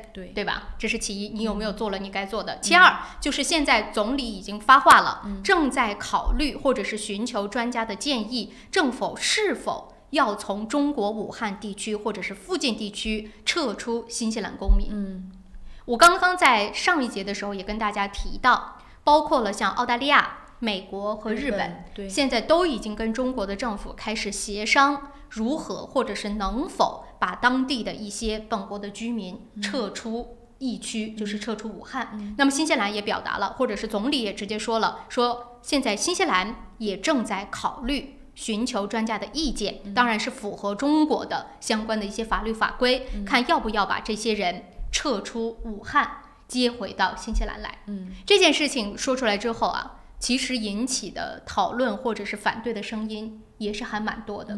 大家就认为说，的确我们要对自己的公民去负责，这是作为一个国家，作为一个政府最起码的你应尽的义务。但是现在的状况不是说出现了自然灾害，也不是说出现了什么样的大型的意外，你去把他们接回来。那现在的这种疫情真的接回来，是不是对新西兰本国民众一个负责任的做法？或者是说你到底有没有这个能力，能够真的去到武汉安全的，在不被其他的我们说的这个因素所影响，也不会影响到去这些工作人员，甚至说我们新西兰民众的方式把他们接回来，我们有没有一个完美的方案？来到新西兰之后，有没有一个全套的配套的一些措施？就是他们来了以后需不需要隔离？怎么样去隔离这些问题。你现在新西兰连检疫这件事情都没有呢，连他们能不能够感染在本地都检疫不了，你现在就在考虑说要不要把他们接回来？不是说这个听起来好像有一点点冷酷啊，无情。但是面对疫情，也不是说他们在武汉就遭受到了多么不平等的待遇，他们也是自行的在武汉自行隔离嘛。如果要是真的出现什么样的症状，他们也可以去医院就医嘛。那在这样的一个前提之下，你有能力，你当然是可以选择把他们接回来。那现在新西兰有没有这个能力呢？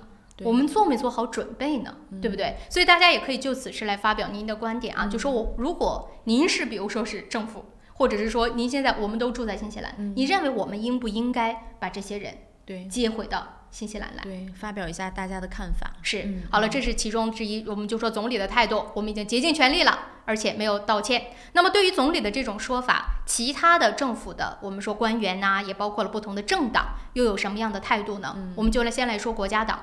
国家党的卫生部的发言人 Michael Woodhouse 昨天就说了，他说整个对于目前的这个疫情的控制，新西兰再不行动，真的就晚了。我们来看啊，这是国家党他说，如果自己是执政党，或者他认为政府在这个时候应该采取哪一些的步骤。他说呢，如果说政府真的想要确保新西兰民众的安全，不让我们感染这一病毒，那就应该采取至少以下的这几步。第一个就是在乘客办理登机手续的时候，应该询问他们在中国的出发地以及他们的身体状况。第二个呢，就是应该用多种语言，而不只是中文，为所有来到新西兰的旅客提供关于新型冠状病毒的一个介绍，包括它潜在的风险、该注意的症状，不舒服的时候我们应该去找谁联系谁。第三个就是说，在各国机场旅客到达处呢，应该部署这个相关的卫生人员去积极的进行一个排查。还有就是说，如果旅客到达了之后感觉到不适，海关官员必须要进行询问。最后呢，就是说跟澳大利亚有关部门要联系，查询在澳大利亚被感染的这些人是不是跟新西兰有过联系。还有就是说到呢，说比如说有一些华人的旅游公司，你是不是作为政府也要跟这些旅游公司去联系，然后呢去跟随每一个团他们的这些团员的身体的情况，以及他们现在在哪儿了，就是要情况怎么样，你要去追踪。你不至于说真的把他们定位，但是你要起码了解你政府是不是要跟这些旅游团去获得一些相应的信息，让他们也去负责掌握到每个人的目前的身体的状况。虽然说现在中国方面是有很多的地区已经禁止就是这种接团出去旅行了，可是作为新西兰这边，我们还没有停止接旅行团进来。那么作为政府 OK 你不进是因为说呢现在没有到那个田地，但是你要不要去做跟踪呢？你要不要派人真的去检查一下他们的情况呢？那么还有说到学校这儿，他也是觉得国家党的意思是说，应该告诉学校怎么样去应对来自于国际上的学生，以及从中国度假回来的本国的一些学生。对，因为学校其实在这一方面应该是没有太多经验的。对呀，你让他们可能也会就说，那我到底应该做到哪一步？我是应该不让他们来？你政府也不给我一个指示。是，就是你没有具体的一个明确的一个方案的话，对于学校来说，它会有一种进退两难的地步。对，你说我要是坐过机了吧，会被学生或者被家长说，人政府都没说呢，你在干嘛？对不对？你这又对我们又是某一种的歧视，是对吧？你就觉得我们只要是从中国来的，我们就是脑门上就写了2个字病毒，这样也不对。可是呢，你作为学校，对于其他的孩子来说，你要不做，那你也是不负责任的。所以这个如果要不是从政府下达一些命令或者一些文件的话，学校真的是进退两难的。对，还有一点也是国家党提出的建议是什么呢？他们认为说你要去确保从医的人员有足够的防护的设备。你现在刚才我们在广告的时候还在跟侯磊在聊，我们当然是不希望这种可能性也是非常低，但一旦新西兰发生了确诊的病例，那它就有可能会传染其他人。我们现在新西兰有没有足够的地方去隔离这些病人？我们的医护人员有没有做好充足的准备面对这些病人？以及我们连现在就说检测不了 OK 你去澳大利亚检测，那怎么样去治疗，怎么样去就是说这个医护人员怎么样去保护自己的安全，我们有没有做好应对？你现在只是说了一句没事儿，我们已经做好了准备，如果疫情要是真的来了，我们也会应对。但是我们看到的实际情况就是都在哪儿？这个准备不够充分，或者是说起码我们暂时是没有看到你做的这个准备都在什么地方，对吧？所以这个是我们刚才听到的国家党关于这件事情的一个说法。对，还有一个很重要的就是说一定要向媒体介绍情况，然后因为我们知道很多人获取这些信息都是通过媒体嘛，所以就是媒体需要把这些我们了解到的相关情况，包括让公众去相信我们采取的一些措施是有效的。对，我觉得媒体这个方面也是非常重要的。就是反正起码我们现在看到的信息只能是这些，第一时间就告诉大家了。但是足够与不足够，我相信每个人心里都有自己的一个衡量标准。还有呢，就是也提到了，除了我们说刚才国家党的意见之外，行动党的党魁 David Seymour 昨天就直接说了，他发了一个通稿就在说他认为应该直接禁止中国的航班持续入境新西兰。那对于这一步，当然的各种的声音也是非常多的。他就从 David Seymour 他就说，这是对我们国人负责的一个做法，就应该直接禁飞，让这些飞机呢，无论你是从中国任何一个地方，虽然我们没有从武汉直飞的，但是你也不知道这个飞机上坐的都是来自于什么地方的，有没有这个感染源，所以他就直接说应该全部禁飞。但是这件事情我觉得可能性也不大，而且我也相信有一些朋友是支持这个看法的，但是真的到没到这个时候，我觉得可能也有点操之过急。说真的就是我们就不用说新西兰现在还没有，就是受到影响比较多的，像日本、新加坡、什么澳大利亚、泰国也没有说到禁飞的这样的一个田地。如果我们当然了，新西兰从来在这件事情上敢为人先，或者从来都不惧怕成为第一，但是禁飞这件事情，我觉得还是真的要小心的去处理，谨慎的做最终的决定。一方面不用说别的，就说影响经济。我们现在还不知道这一个新型的病毒到底对中国以及对世界的经济能够造成多大的影响。但我们看到的，首先这几天股市在跌，对，旅游业受到了影响，餐饮业，对吧？影响我们新西兰这边，尤其是在旅游的旺季，有多少的行业其实是靠着这些游客吃饭的？对，这个你不能不去考虑，这是其一。其二就是说，我们说影响 GDP， 现在虽然说还不知道最终的结果，能比较的就是 SARS。我今天早上还看到消息就在说 SARS 那个时候，别的国家不说，就单单是新西兰，因为 SARS 当时病毒的一个爆发，旅游业所导致的影响，新西兰的 GDP 就达到了 0.9%。对一个国家的 GDP 0.9%可不是一个小数字你想想这个对你的影响有多大。还有就是你禁飞有没有考虑过后果？对，你现在想的是说 OK 对你自己的本国的居民负责，那以后呢？舆论对吧？对，还有你未来要不要去跟其他国家来联系？你当时麻疹疫情爆发的时候，有没有说人要禁飞新西兰的飞机？对不对？不过时间关系8点45分，稍作休息一下，马上回来。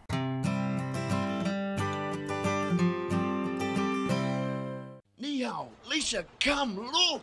哇，这不是天空塔旁边新建的综合大楼吗？ Yes, the view is just beautiful. 真的，不但可以看到天空塔，还可以看到整个海岸大桥。You sell them, Lisa. 来吧，如果你想拿到最新的图片、价格表、宣传册，现在就给我电话022-1948-160 022-1948-160。Go, go, go! Call Lisa quick.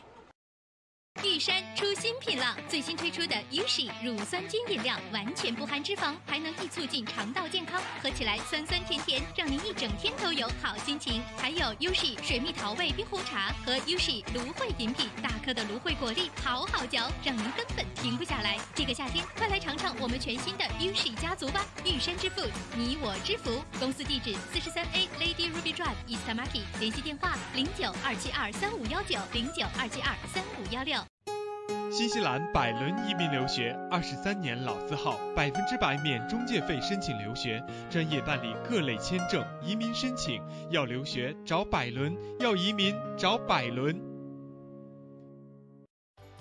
想要旧貌换新颜 ，Recine 当然是首选。立即选购 Recine 优质油漆、木材着色剂、壁纸和装饰配件，并享受 GST 等值打折优惠。Recine 夏季大促销，省钱时机，别错过。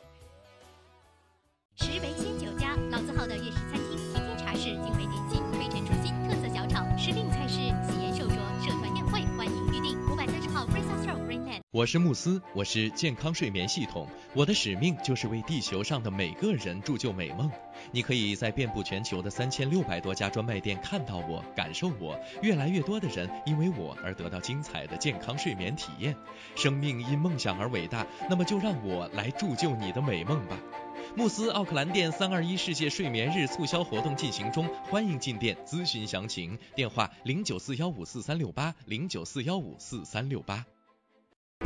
双子留学移民政府持牌，学生签证、工作签证、移民申请、父母团聚，各类疑难签证，双子一站式解决。联系电话0937788013778801。平安旅程，新西兰华人的一站式旅游服务团队，提供特价机票、定制旅游、度假套餐、旅游包车，1周7天，每天12小时，竭诚为您服务。详情咨询，请立即拨打2823939，2823939。奥克兰教育中心成立于2001年，从小学1年级到13年级，课程辅导、教育咨询、升学规划、升医学院、留学美国、英国。优秀是教出来的，孩子成就最好的自己就是优秀。张老师的团队值得您的信赖，电话0962303366，0962303366。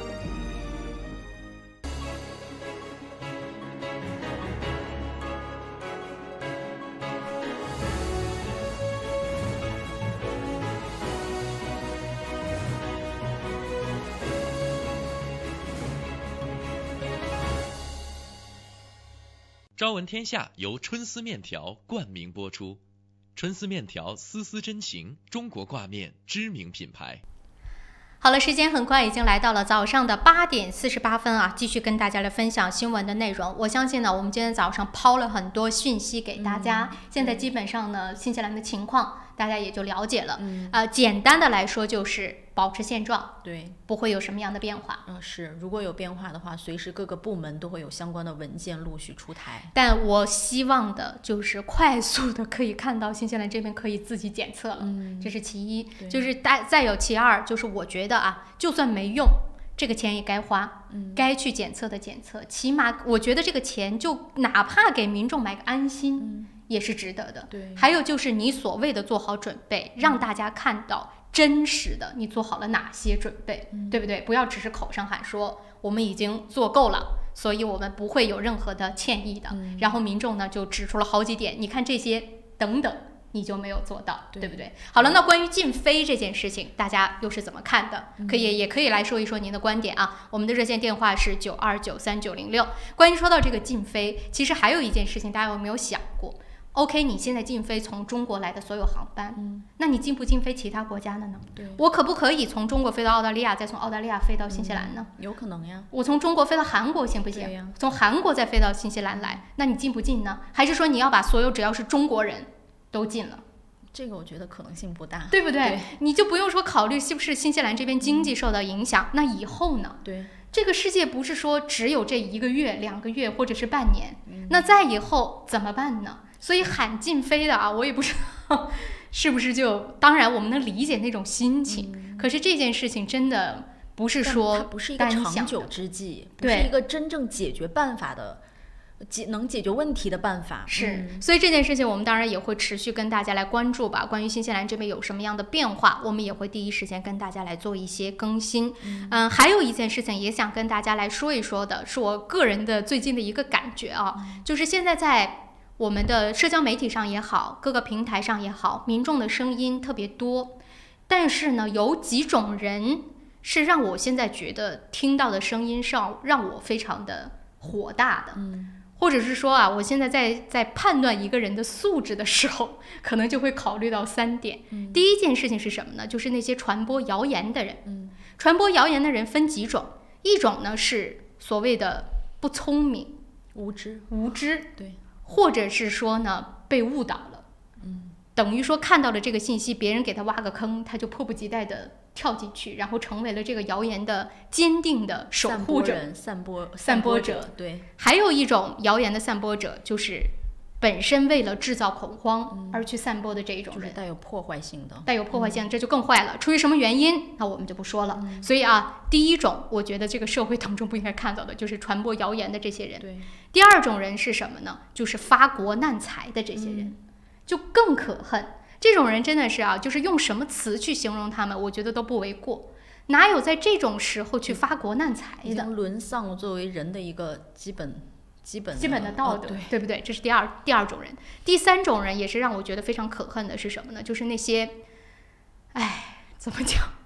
我觉得，让我想一个合适一点的。我本来想用一个词，但是我觉得有点过了。就是那边，好吧，用这个词，冷嘲热讽的人，就是恐怕看到这个世界和平，平常的时候看不到他，就在专门在这个时候出来，开始说一些酸不酸、苦不苦、辣不辣的话，大家自己能够理解我说的是哪一群人啊？这些人，我觉得其实跟那些传谣言的、发国难财的也没有多大的区别。对，它造成的这个整个对社会的影响，或者是说对于舆论的这样的一个影响，其实是一样的。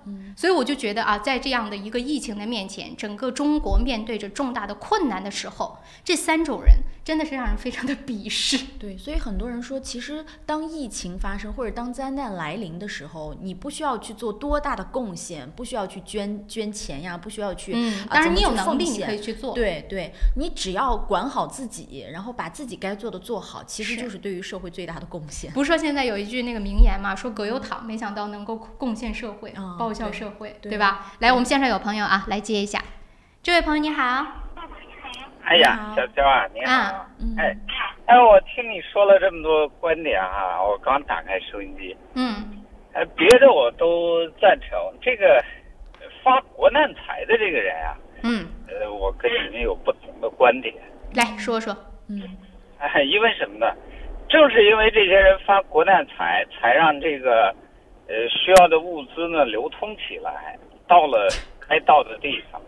这些人在经济学里边呢是应该感谢的人，虽然他们自己是赚了些钱，但他要冒很大的风险。正是由于他们的存在，这些需要口罩或者需要什么的人才能得到这些东西。你别忘了，他们愿意花很高价钱去买这些东西。比如说我在这种困境下，我也愿意花很高的价钱去买这个东西，我是愿意的。你知道吧？如果说没有这些发国难财的人，我即使花再高的钱，我也买不到，我也帮助不到我。所以如果说把发国难财的这些人全部卡死限制掉了，实际上对社会造成的整个社会造成的是负面的。我有件事情不太理解啊，就说我们所谓的发国难财，就像您说他愿意用高价去买，那他为什么不能用原价买再用原价卖呢？他为什么一定要用高价买再用高价卖呢？不是，我的意思是用户他发国难财实际上是一个中间媒体，他比如说是把这些东西收来，然后高价卖给更需要的人，这是经济学里边的一个正常的一个流通过程。也就是说，通过这个媒介把东西到了最需要的那批人的手中。比如说我们现在说某个医院是最需要这个的地方，那某个医院他就愿意花最高的价钱来买。谁来掏这钱呢？可能也许是政府，也许是医院，也许最后是患者，但这才是最需要的。咱们举个简单的例子，就比如说去 City 的高速公路，如果说这个去 City 的高速公路永远不收费，那么任何人都会上，所以造成的拥堵是永远的。他就是最需要的人和最不需要的人，因为筛选不出来啊，所以他就都去。但是如果说通过价格的机制筛选呢，在紧急情况下，你比如说我去一趟 City 现在要100块钱过路费，那我紧急需要的人我肯定愿意花这钱，不紧急需要的人所以就被筛了，是吧？好的，我明白您的意思了啊，谢谢这位听众的分享。经济学里边的一个很重要的一个理论。好的，所以我们指责这个发国难财的人，真的要讨论一下。好，谢谢这位听众的观点啊。我只能说，看来我对经济学是非常的不懂啊。不同的人有不同的观点，我觉得很多人在考虑问题的时候，可能比如说作为我们会更多从感性的角度去考虑这件事情。对，但是可能这个朋友他相对比较理性吧。所以我就说嘛，我们对经济学的知识还是欠缺的，所以我们不懂在经济学当中原来还有个这么个。好了，时间关系啊，已经到8点57分了。来，我们已经是这一节啊，可能要稍作休息一下了。9点钟整点新闻回来之后呢，继续跟大家来说新闻。除了我们说会关注到这个疫情之外呢，还会有其他的新闻带给大家。还有一条就是我相信大家也非常关心的，关于疫情什么时候会过去。对，我们也看到了一个关于德国的专家对此的预测。回来之后继续跟大家来分享。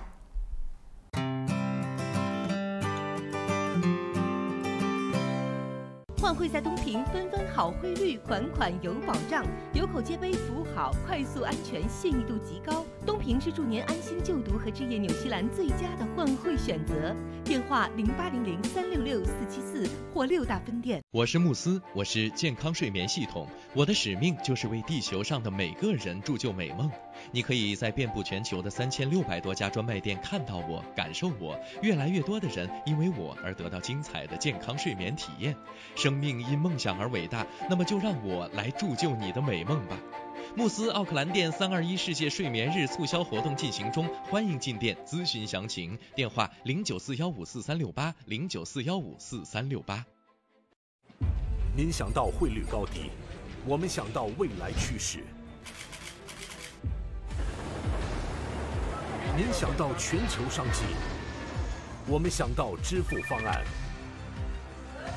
您想到业务高效运作，我们想到外汇对冲避险。KVB 昆仑国际向您所未想，决胜千里之外。企业外汇及财资管理专家 KVB 昆仑国际。奥克兰教育中心成立于2001年，从小学1年级到13年级，课程辅导、教育咨询、升学规划、升医学院、留学美国、英国。优秀是教出来的，孩子成就最好的自己就是优秀。张老师的团队值得您的信赖，电话0962303366，0962303366。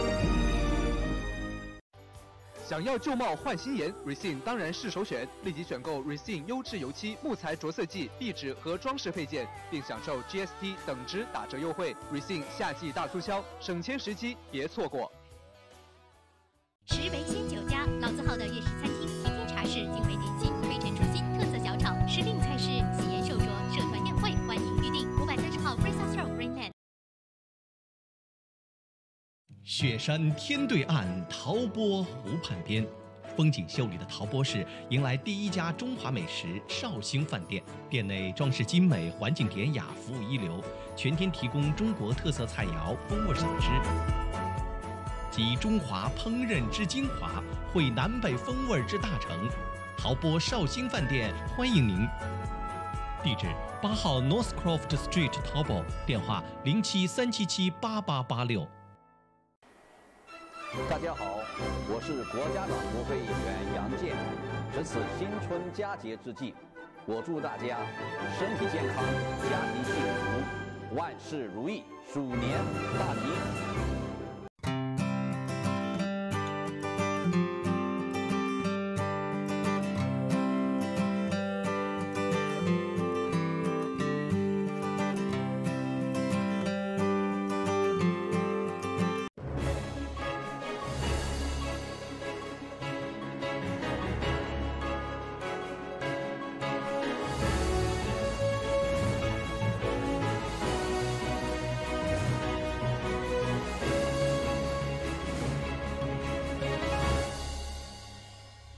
朝闻天下由春丝面条冠名播出，春丝面条丝丝真情，中国挂面知名品牌。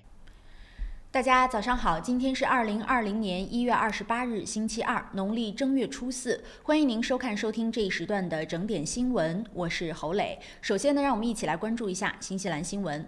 奥克兰学校通知来了，这几类学生请推迟返校。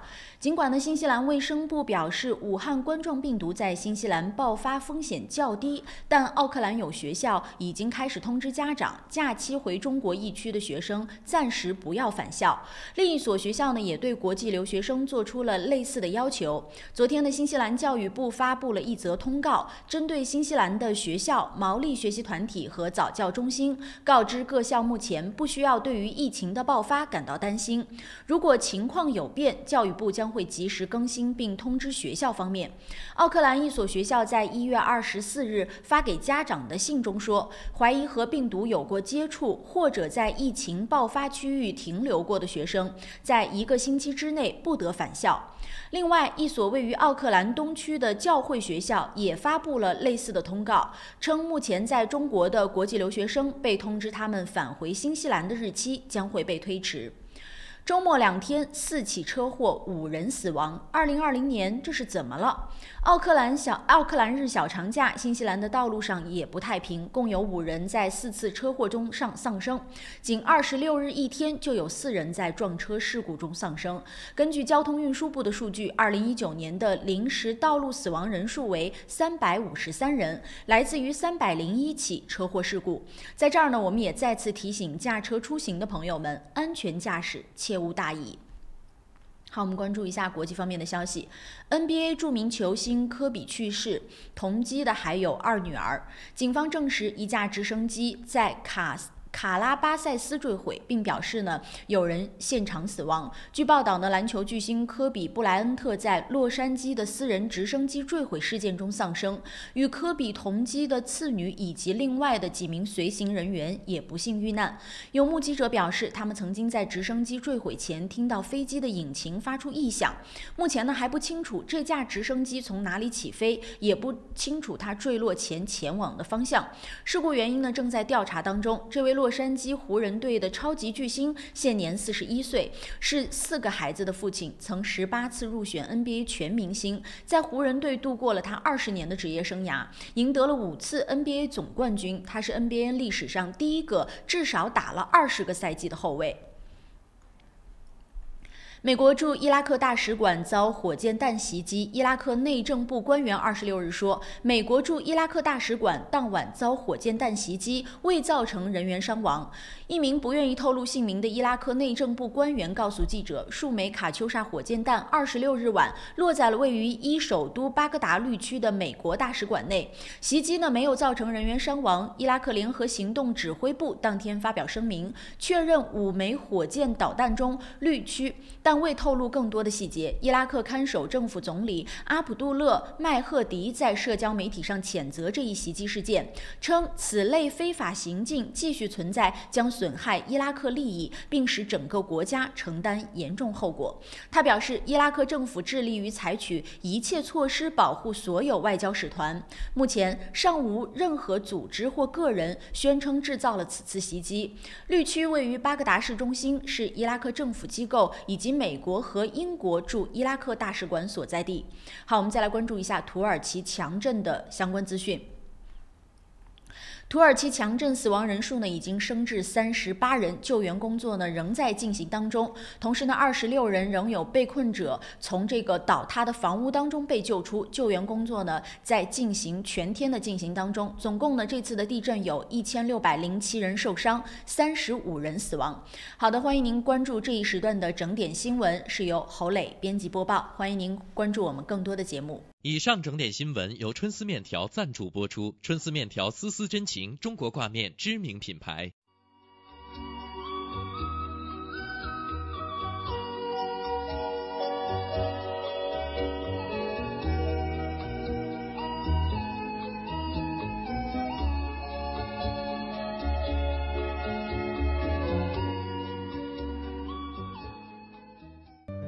天气预报由玉山 KCH 独家冠名播出。玉山出新品了，最新推出的 Yushi 乳酸菌饮料，完全不含脂肪，还能益促进肠道健康，喝起来酸酸甜甜，让您一整天都有好心情。还有 Yushi 水蜜桃味冰红茶和 Yushi 芦荟饮品，大颗的芦荟果粒好好嚼，让您根本停不下来。这个夏天，快来尝尝我们全新的 Yushi 家族吧！玉山之父，你我之福。公司地址43A Lady Ruby Drive Istamaki， 联系电话0927235519，0927235516。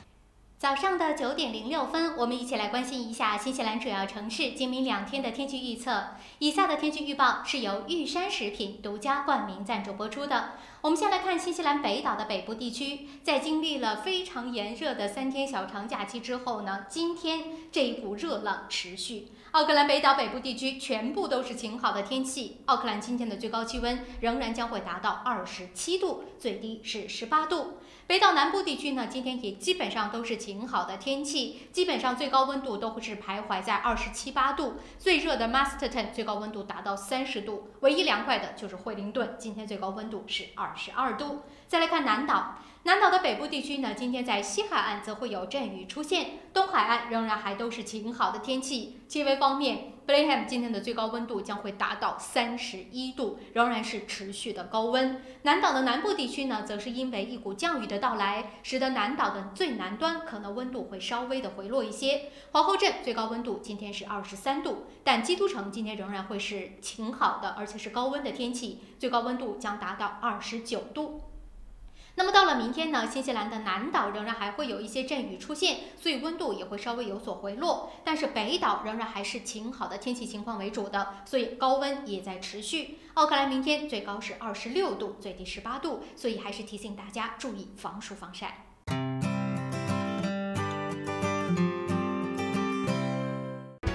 双子留学移民政府持牌，学生签证、工作签证、移民申请、父母团聚，各类疑难签证，双子一站式解决。联系电话0937788013778801。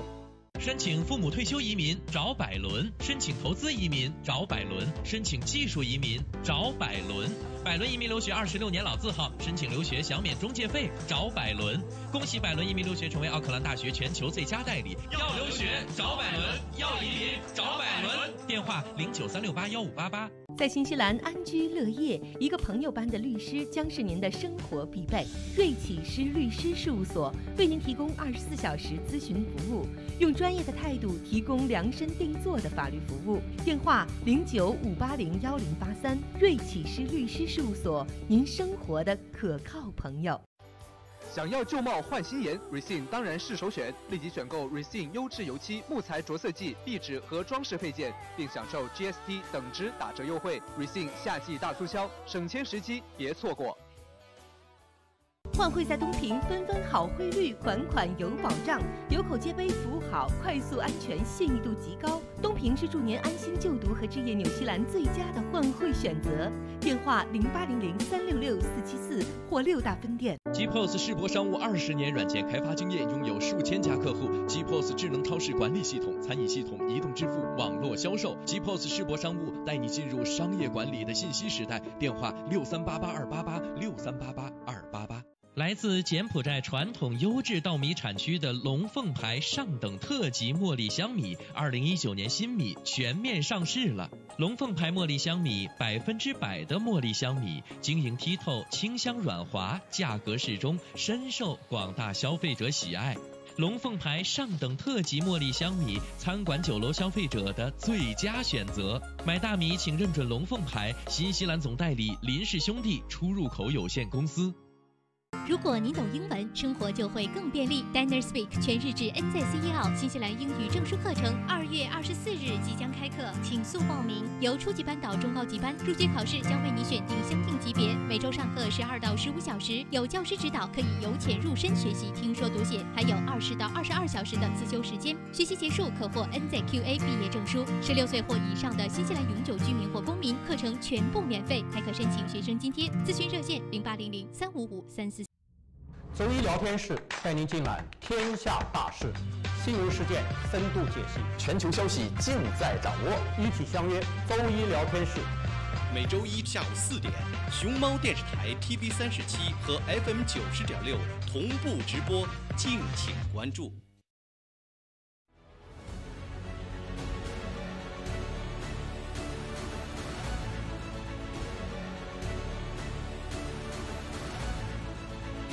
我是杨健，与您一同关注新西兰时政热点。杨议员时间每周一上午9点和晚上7点，熊猫电视台 TV37和 FM 90.6同步直播，敬请关注。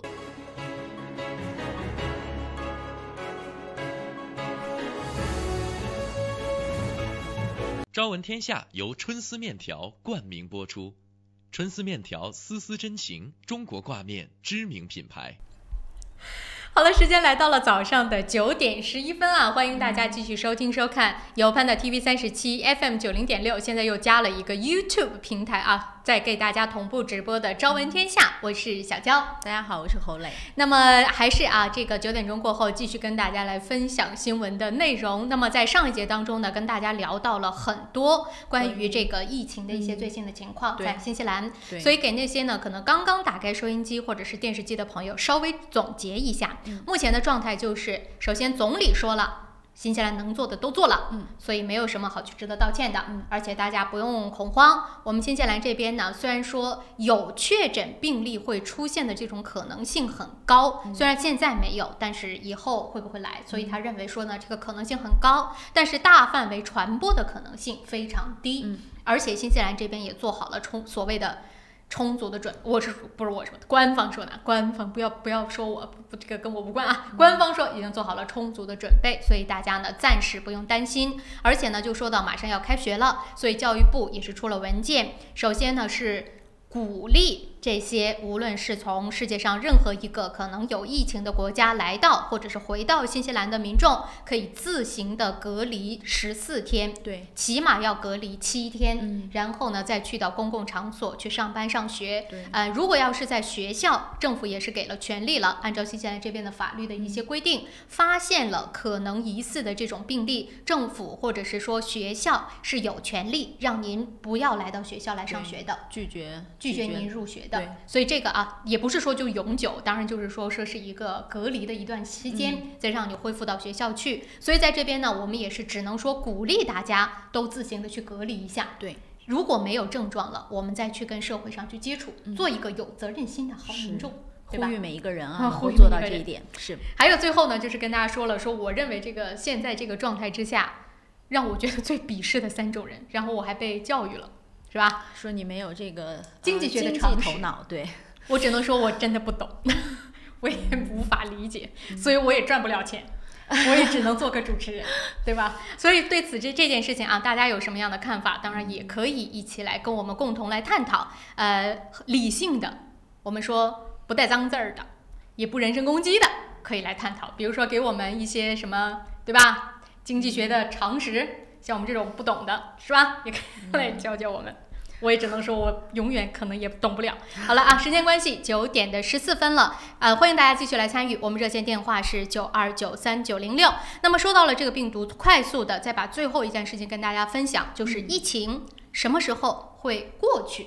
这个消息可以说是不好当中的一点曙光了，我觉得，说这个逆行武汉的德国教授，他预计呢，这个新型冠状病毒在6到12个月之后会完全消失。那么这一位来自于德国的教授呢，其实在研究冠状病毒呢，已经有20多年的时间了。当时03年呢，他也是协助了北京去对抗 SARS，所以这次呢，我们看到新型的冠状病毒肺炎的这个病毒出现之后，他也是再一次呢是来到了中国，也是跟呢中国方面呢进行相关的研究，所以在对他的采访的过程当中呢，了解到了一些讯息，我们来看看他是怎么说的啊。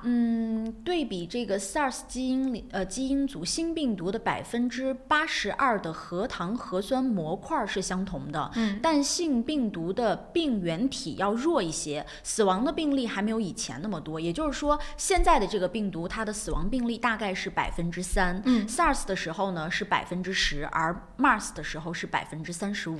MERS 就是我们说的那个中东呼吸综合症，对，那个死亡率是达到35%。03年的时候是 SARS 爆发，然后是1213年的时候是这个 MERS，就我们说的中东呼吸综合症。然后呢，到了今年我们看到的是这个新型的冠状病毒。那么他接着就问到了说，那中国是否能够挺过这一关？那么这个教授呢就说，他说呢，接触过这种病毒的人会逐渐的形成抗体，然后呢，病毒很有可能就会自然的消失。那预计的时间，他是说大概会需要半年，就是6个月到1年的时间，他预测病毒就会完全消失了。而且他也提到说呢，这一次算是跟 SARS 那个时候比有了非常多的经验，所以他觉得在控制方面可能会比 SARS 呢来的要更加的从容的多。那接着也有很多人就问到，他说那怎么样去防范呢？等等，他说那就是大家掌握到的这个信息就是正确的，跟 SARS 那个时候也没什么区别，就是要戴口罩、常洗手，避免去人口密集的地方，就是让大家自动隔离自己。对。基本上就是目前掌握到的一些讯息了，所以说对，希望吧能够尽快。我们等到不是说嘛，等到春暖花开，等到我们身体自身的这个抗体能够强大到把这个细菌给杀出体外的时候，一切就会变好的。希望啊，当然是我们希望能够尽快的看到类似的这样的一个好的转化能够出现。不过目前为止呢，这个疫情还是不容忽视的，所以大家也不要听着啊，说我们在新西兰这边现在还没有，然后呢政府也说不用那么担心。说那个检验检测可能也没有多大的用，就觉得我们真的高枕无忧了，也不要，还是要提高警惕的。我觉得面对这样的一个疫情，提高警惕永远没错，但是只要大家不要过度恐慌，不要去无限的传递这种恐慌的信息，我觉得就可以了。很多人就是因为这个度掌握不好，要么就过了，要么达不到。是，就刚才我们也在说嘛，就关于疫情啊，有的时候呢，你了解和不了解其实都不可怕，你不了解的你就好好听。对。人家告诉你是什么，你就相信，然后就好好的做就好了。最可怕的就是似懂非懂，然后呢还特别自信，对，这种真的是没办法。我是看到了，就是很多的这种网上传出来的讯息，就是这种情况。关键自信的人不可怕，他影响的不仅是自信的人很可怕，因为他不仅影响的是自己，他的自信会感染到别人，对，就会感染到一些不懂的，是就会被他呢所传染到。而且我跟你说啊，就这种似懂非懂的人，他真的是那种谣言的忠实拥护者，他就会成为铁粉，然后他就会无限的跟大家来讲这件事情到底为什么是真的。这种其实听起来会觉得让人觉得更可怕。所以我现在是判断一个人到底有没有素质分3个，你传不传谣言，你赚不赚国难钱，还有就是你会不会在那边冷嘲热讽。如果有这3样的，我就觉得你素质不错。好了，这件事情就跟大家聊到这儿吧。时间关系已经到了9点18分。关于我们刚才聊到的任何讯息，大家有什么样想要给我们俩科普的，给我们所有的听众观众来普及信息的，也欢迎大家来说一说。还有就是希望那些呢最近如果真的刚刚落地奥克兰在听我们的节目的，也可以来跟我们说说现在机场是一个什么样的状况，有没有人真的在检测呀，或者是整个进关的过程当中是不是有其他的步骤啊，等等等等，都可以来跟我们说一下啊。对，还有要买口罩的，对，还有要买口罩的，也是利用这一节最后1分钟跟大家来更新。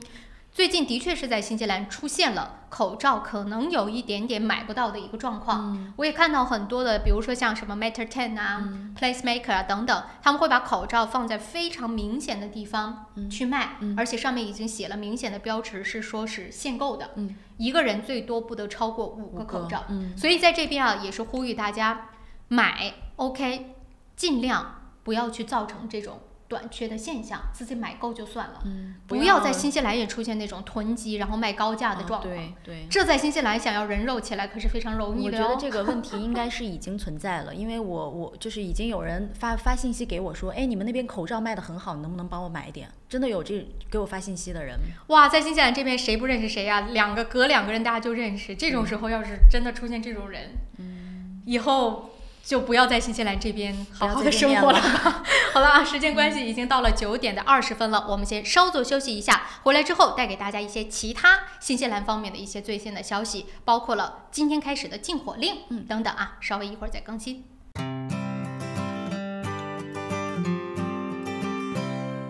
你好 ，Lisa, come look。哇，这不是天空塔旁边新建的综合大楼吗？ Yes, the view is just beautiful. 真的，不但可以看到天空塔，还可以看到整个海岸大桥。You sell them, Lisa.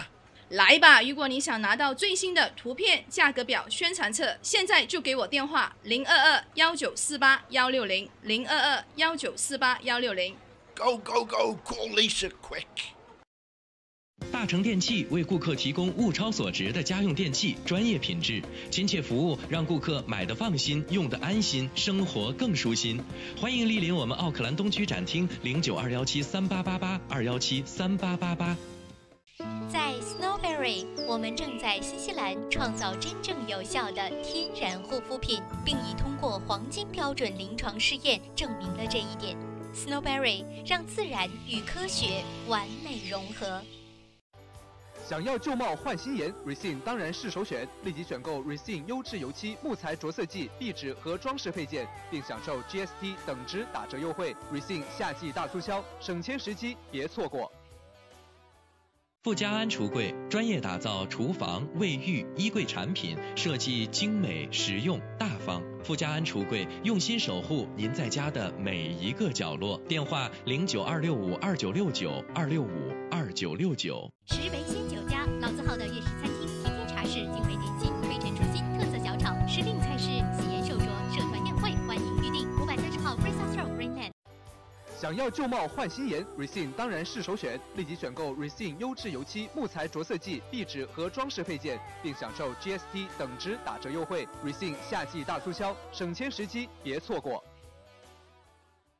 立冬换汇，诚信、安全、可靠、保密，加上专业的理财经验，欢迎来电5228698，5228698，门前有大量停车位，地址1号 Kenneth Street New Market。GPOS 世博商务20年软件开发经验，拥有数千家客户。GPOS 智能超市管理系统、餐饮系统、移动支付、网络销售。GPOS 世博商务带你进入商业管理的信息时代。电话6388-288，6388-288。奥克兰教育中心成立于2001年，从小学1年级到13年级，课程辅导、教育咨询、升学规划、升医学院、留学美国、英国。优秀是教出来的，孩子成就最好的自己就是优秀。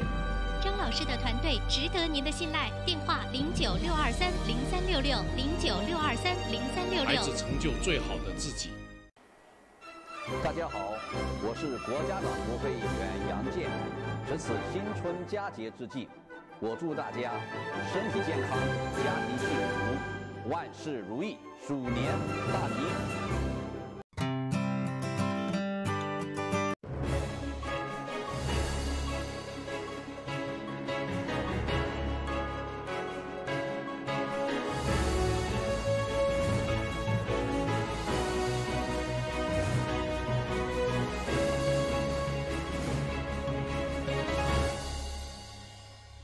朝闻天下由春丝面条冠名播出，春丝面条丝丝真情，中国挂面知名品牌。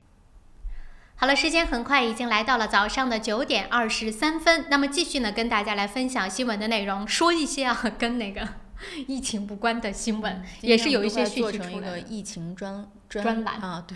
但是的确是，现在如果大家去看，无论是中国还是说各个国家，都被这条新闻刷屏。毕竟大家的影响力是非常之大的，所以这是可以理解的。大家也想了解到最新的很多的讯息嘛。但除此之外，也是有其他事情发生的。所以在这边跟大家来更新2条其他的关于新西兰方面的新闻。第一件事情就是要跟大家来公布一下，奥克兰从今天早上8点开始将会进入到禁火季。届时呢，所有的在室外的这种明火都绝对的会被禁止，而且呢，用火的许可令也会暂停的停止发放。所以这件事情大家要稍微去了解一下啊。可能很多朋友对于新西兰的这个禁火令不是很了解，也不是，就是以前好像也不觉得特别听说过。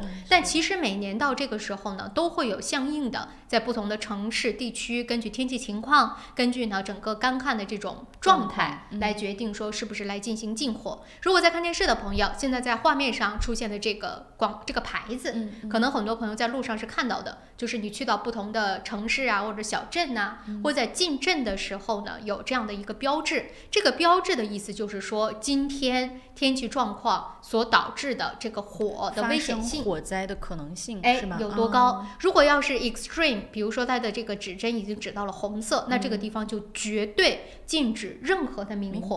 所以这个标志呢，也是其中的一个主要的这样的一个标识志，就是个标志吧。那另外一个呢，就是看这个地方是不是有明确的那种禁火令的标志。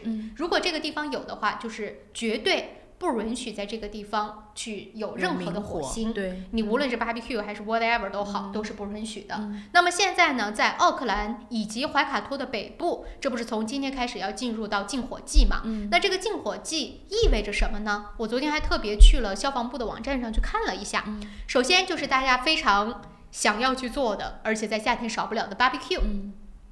就算是有禁火令，那么按照新西兰这边的规定呢，是如果你的那个炉子是 gas 的，就是煤气的炉子，那就没有问题，你不需要去所谓的去申报。或者是说呢，即使在禁火令，你在自己的院落当中使用这个 gas 的，也是完全没有问题的，所以这个不用担心。但是我们华人朋友们经常可能会愿意使用的这个charcoal，就是炭的，去烤肉的，对，这个可能要稍微留意一下。如果你是在自己家的后花园，也是没有问题的，是不需要有任何的申请啊，等等等等的。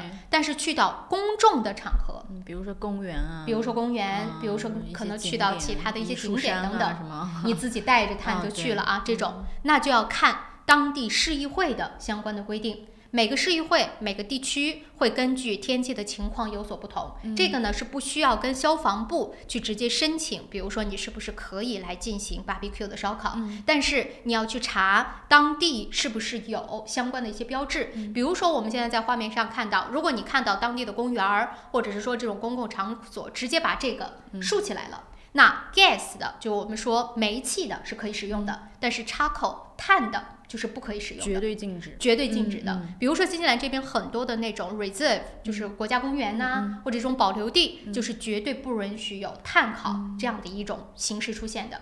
这是其二。第三就是很多朋友家里会有那种火盆儿，你知道吗？就是可能是金属框的或者是什么框的，然后里头有那种火苗的这种。现在是不能够使用的，那种是必须你要去拿到许可证才能使用的。当然那里边呢有一些具体的规定，比如说你的火盆直径不大过多少米，然后呢你说你的这个距离 building 就我们说建筑物有多远是可以使用的。但是现在在目前的这个情况之下，因为是全面的进行了禁火令，所以相关的一些要求可能也是要去申请才能够得到的，所以大家要留意一下。但是这个禁火令出来之后，绝对不可以做的，比如说你要篝火晚会，这种就不要想了。对，去沙滩上，或者是说呢，你去一个郊外去野营，然后你说我点个火来做个饭，这种都绝对不行了。在奥克兰和怀卡托北部，从今天早上开始就是全面禁止，大家一定要小心。因为最近一段时间真的是新西兰非常的炎热，对吧？北岛北部地区，今天我还看到新闻，很多的地方最高温度达到了37度。白天的时候最高温干燥，对，所以这个火灾呢，其实离我们也是很近的。因为你觉得啊，你可能就是我管理的很好，我就是一个对吧？我做个饭，我就在野外支了一个小火堆儿，那能有多大的危险？但是这个火苗指不定会飞去哪儿。它引起的这个火灾，澳大利亚的火怎么起来的？很多的就是因为这个原因。很多大型的火灾其实都是因为一个小，比如一个烟头啊，一个小火星，都是因为小的引发了一场大火灾。所以说这个大家一定要注意。从今天起，这个禁火令，如果要是被查到的话，是有非常严重的罚款的。如果要是情节严重的，甚至还有刑事方面的一个责任。所以大家要稍微留意一下。我把我看到的信息呢，在网站上看到的信息是跟大家说了，当然具体的可能还有一些不同。比如说烟花，我就没有看到，我起码在网站上没有看到这件事儿。关于烟花应该可不可以燃？对，因为禁火令这件事情，我不知道牵不牵涉到烟花，这个我在网站上没有查到。还有就是说，可能有一些家里边是有室外的那种壁炉，比如说你可以烧烤，你或者是可以去烤披萨，那种现在也是不行的，这都算是明火。所以说呢，大家啊一定要去仔细查看了之后，然后呢再对自己的这个家里做一些调整。对，时间关系啊，已经到了9点30分了，我们得稍作休息一下，一段广告回来之后接着聊。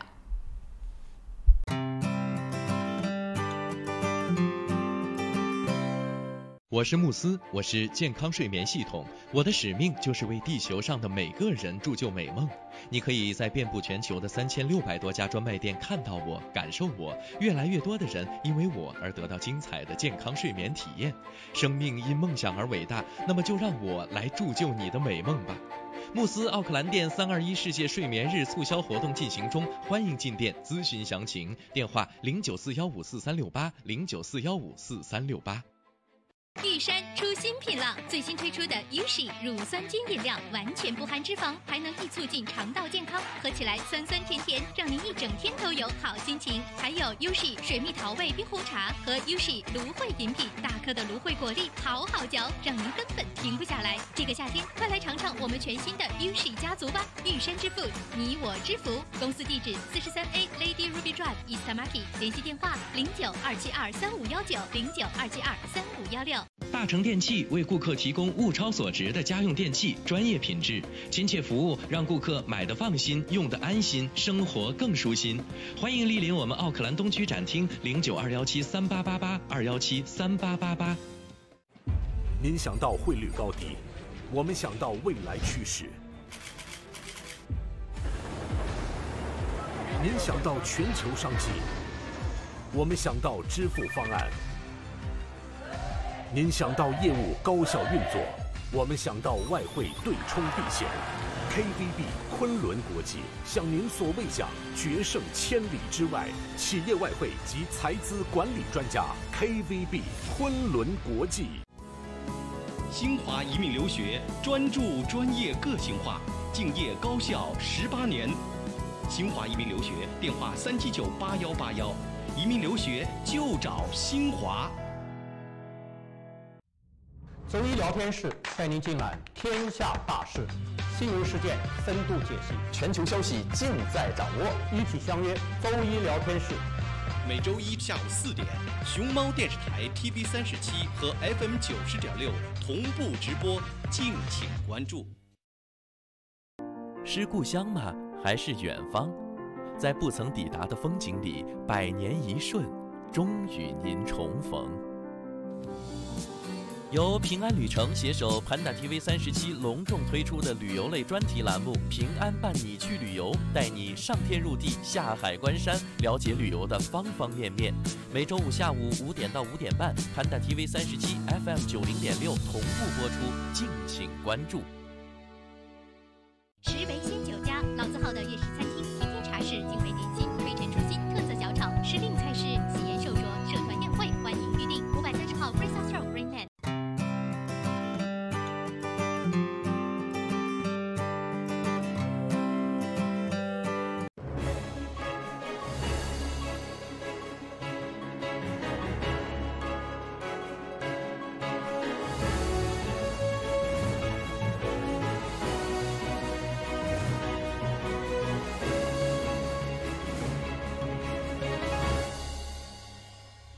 朝闻天下由春丝面条冠名播出，春丝面条丝丝真情，中国挂面知名品牌。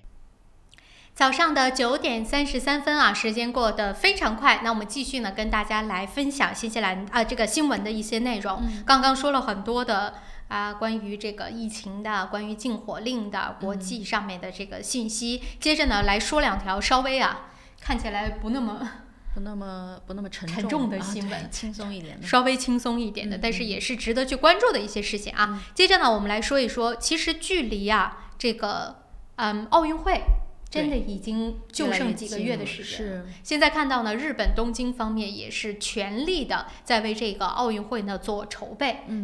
当然这又是一个万众瞩目的4年1届的国际的赛事，所以最近呢，关于奥运会的一些新闻也是挺值得拿出来跟大家来说一说的。首先呢，今天就跟大家来分享分享，说这个东京奥运会以前跟大家来看了关于它的这个奖牌到底长什么样子。那这个奖牌的设计或者奖牌的来源究竟是什么地方呢？今天跟大家稍微分享分享。东京奥运会的这个东道国际化将此次的奥运会尽量就是整个这个奥运会尽量使用循环再利用的材料，所以呢，他们的这个奖牌就是以废弃的手机铸造的，然后呢，这个只是他们计划的一部分。除此之外呢，东京奥组委的这个目标是要从电子垃圾当中回收黄金、银还有铜来制造5000枚奖牌。那么这个所谓的电子垃圾呢，也就是像电池或者是电源的这个插头等等这种产品，其实呢是这个世界上生活垃圾中增长最快的一个部分。对，而且也是呢平常就是大家说真的，就是扔也不是，不扔也不是，这整个的这个处理起来也是非常困难的一部分的垃圾。所以日本呢就说，那何必我们就不把它再利用一下，对，变成更有价值的，更有价值的。而且他就说啊，是让人没想到的是，这个城市在进行了这样的一个回收，然后再利用之后，发现其实这当中的金银铜的含量也是非常之高的。对，它这个项目是从2017年4月份启动的，组织者呢已经截止到目前回收了16.5公斤的黄金，他们的目标呢是30.3公斤啊，现在已经达到了一半多，还有1800公斤的银。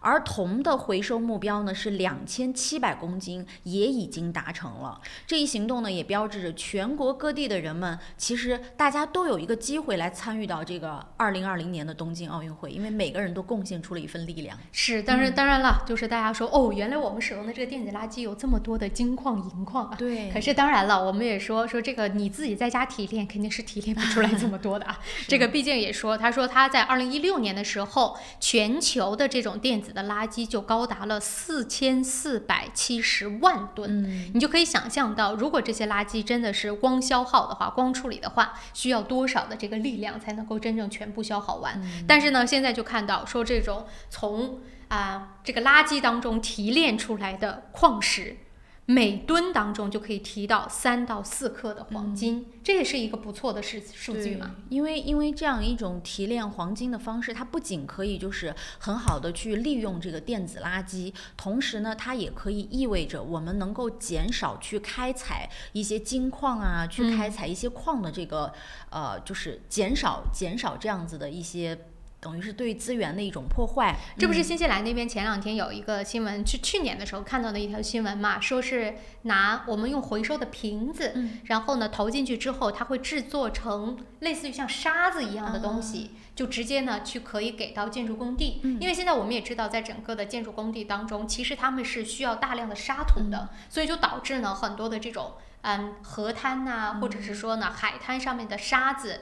或者是泥土都被挖走了，就是专门用来做工程的建设，这对环境的保护也是非常不好的，就导致你说那个堤坝等等各个方面或者沙滩就出现了损失，所以他们也是就研究出来，这也算再利用嘛，就用玻璃瓶，然后呢它会制作成可以代替沙土的材料，然后直接运到这种建筑工地，建筑工地就不需要去搬沙土了，所以这都是一些好的方法。对，然后我们通过这条新闻了解到的就是这个奥运会的奖牌其实已经就是这一次日本东京奥运会它采用的这个电子垃圾呢，已经不是第一次含有回收材料。在2016年的里约奥运会的时候，它的这个银牌呢就用了将近30%的这个银，来自于废弃的镜子、焊料和 X 光片，然后制造的这个铜牌的40%的铜是来自于铸币厂的废料。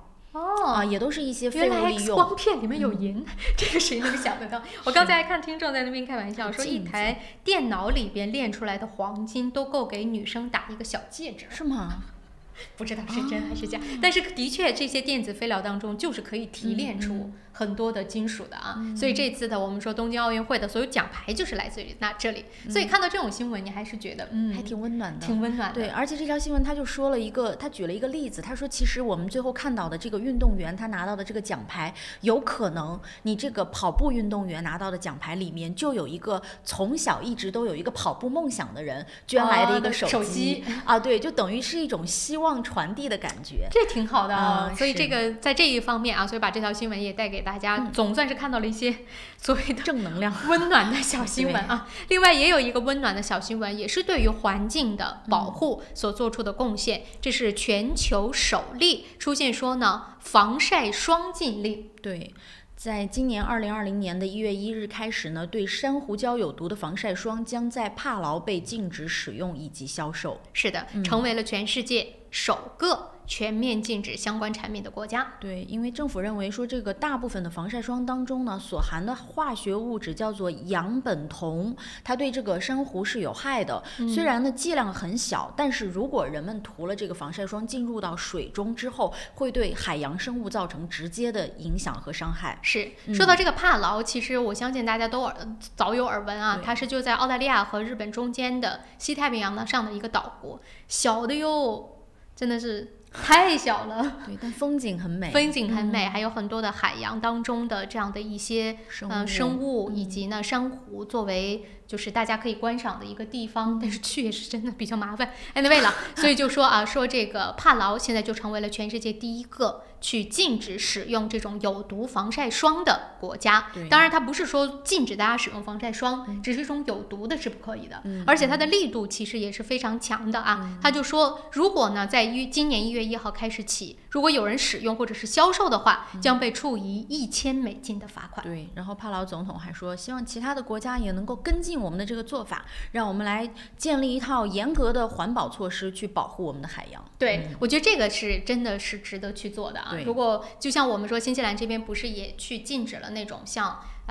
护肤品当中有颗粒、有塑料颗粒的这种，这不也是说对海洋的一种保护，对于我们身体健康的一种保护。那么说到防晒霜，其实啊还有一点点时间，也跟大家来稍微吐槽吐槽，就说新西兰这边经常我们也会听到消费者协会去爆料，就说呢新西兰的防晒霜又怎么不合格，就说所谓的防癌的也没有达到它的那个标准值等等等等。所以说这个防晒这个工作最近又特别热，我还是要劝大家一定要去仔细一点，重视一点。是我看到很多人啊，就是开车的时候，尤其是男性朋友，现在不知道有多少在路上开车的朋友听到这条消息，说的是不是就是你？一说开车擦防晒霜，就各种拒绝，就说没事儿，我没事儿，在车上，哎呀，就那么一会儿。但很多的时候就真的是这么一会儿，你不要小看在车上哦，因为你的手是没有办法挪开的，你那个阳光的直射你是躲也躲不开的，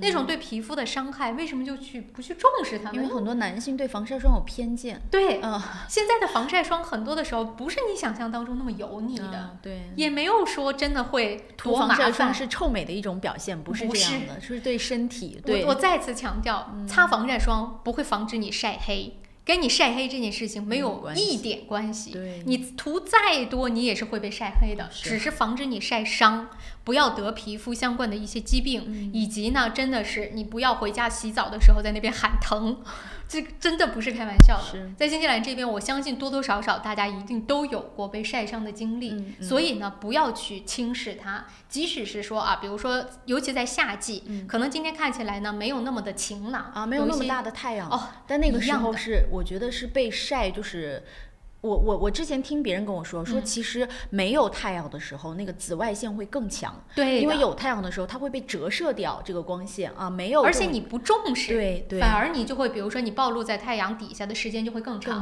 对，你比如说你要是真的太阳底下，你可能自己还会躲一躲，你找个东西遮一下，在那种阴天的这个情况之下可能就忘了，反而你对身体啊或者对肌肤的这个伤害就会更大，对，而且在新西兰皮肤癌不是闹着玩的，就算是在更热的，就比如说澳大利亚气温可能是新西兰的不知道成几啊，在刚刚过去小长假期的时候，悉尼的最高温又飙到了40度以上。对，虽然他们很热，但是那个紫外线都比我们这边热的这个少得多。对，所以大家千万不要对紫外线这件事情掉以轻心。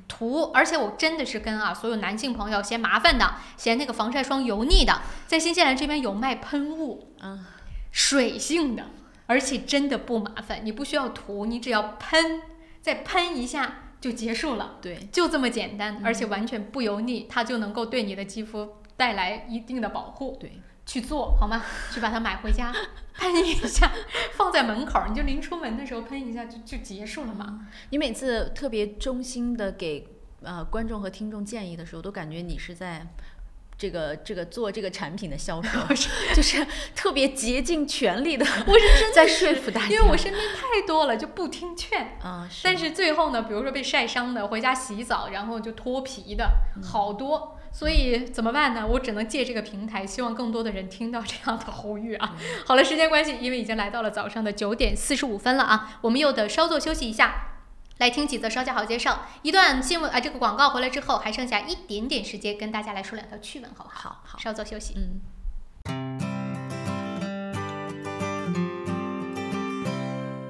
Able Music 专业钢琴及器乐学校，12年老字号，分校遍布 City 皇后街、Epsom、Botany、Henderson、北岸、Mount Albert， 1对1授课、集体课，强大师资，各种乐器比赛考级，免费乐理课，电话4446888。在 Snowberry， 我们正在新西兰创造真正有效的天然护肤品，并已通过黄金标准临床试验证明了这一点。Snowberry 让自然与科学完美融合。奥克兰教育中心成立于2001年，从小学1年级到13年级，课程辅导、教育咨询、升学规划、升医学院、留学美国、英国。优秀是教出来的，孩子成就最好的自己就是优秀。张老师的团队值得您的信赖，电话0962303366，0962303366。你好 ，Lisa， come look。哇，这不是天空塔旁边新建的综合大楼吗 ？Yes, the view is just beautiful. 真的，不但可以看到天空塔，还可以看到整个海岸大桥。You sell them, Lisa. 来吧，如果你想拿到最新的图片、价格表、宣传册，现在就给我电话022-1948-160，022-1948-160。Go, go, go! Call Lisa quick. 大成电器为顾客提供物超所值的家用电器，专业品质、亲切服务，让顾客买得放心，用得安心，生活更舒心。欢迎莅临我们奥克兰东区展厅，092173888，2173888。平安旅程，新西兰华人的一站式旅游服务团队，提供特价机票、定制旅游、度假套餐、旅游包车。1周7天，每天12小时，竭诚为您服务。详情咨询，请立即拨打2823939，2823939。这里是新西兰，传说中的长白云之乡，神秘的中土世界，更是当仁不让的人间天堂。这里妥妥成为了旅游达人的打卡圣地，因为天生丽质那是不用说了，后天的努力保护更是不能少啊！面对严峻的生态考验，我们一起在行动。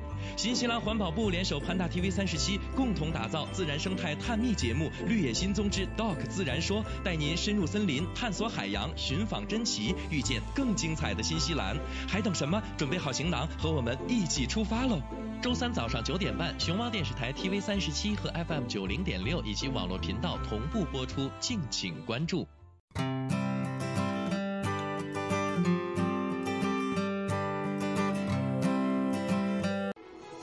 这里有新闻资讯和您最关注的时事热点，这里有家长里短和您身边的人生百态。新闻不止一面，生活所以精彩。朝闻天下，新视野，新感觉。朝闻天下 On Air。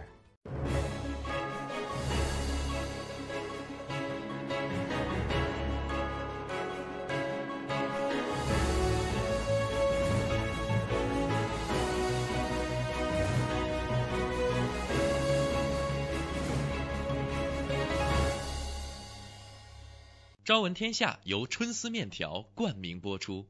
春丝面条，丝丝真情，中国挂面知名品牌。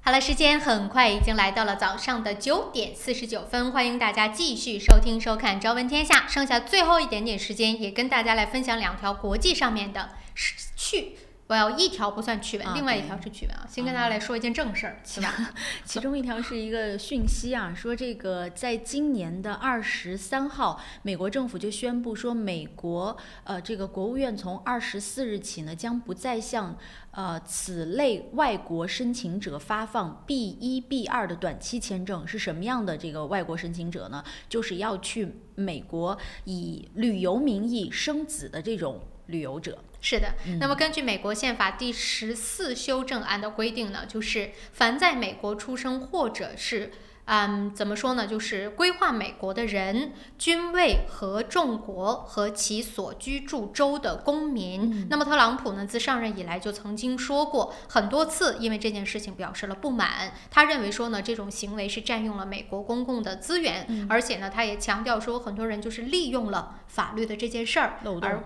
所以我不知道这有人说是漏洞，有人也说这就是人家这是你法律规定的，什么叫漏洞呢？对不对？所以呢，就很多人认为说不合理吧。总之就是现在，那我们看到是真正开始动作了，就不再会向这种申请者来发放签证了。那么根据特朗普方面是说这个规定，当然就是为了加强公共的安全，来打击这些所谓呢以旅游名义来赴美生子的现象。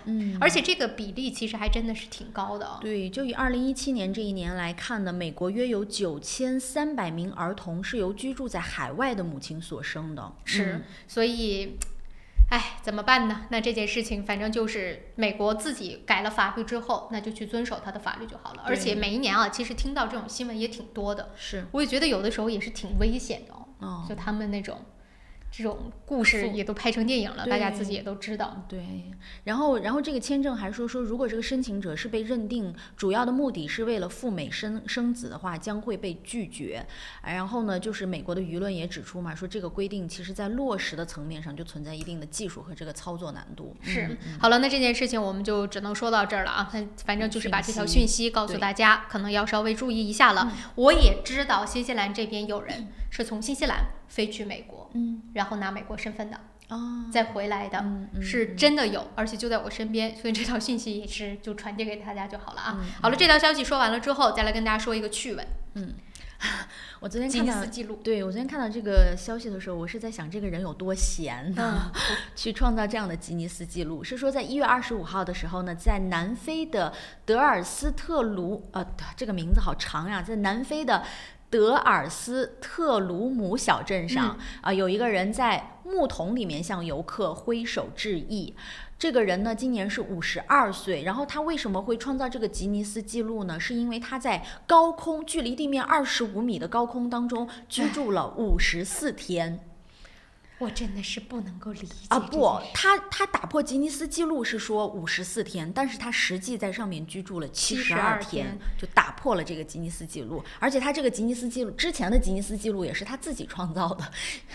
不是这么说吧，就说他现在正在进行当中啊，就说他2月1号的时候打算结束挑战，然后乘小型的直升飞机来回到地面。就 why？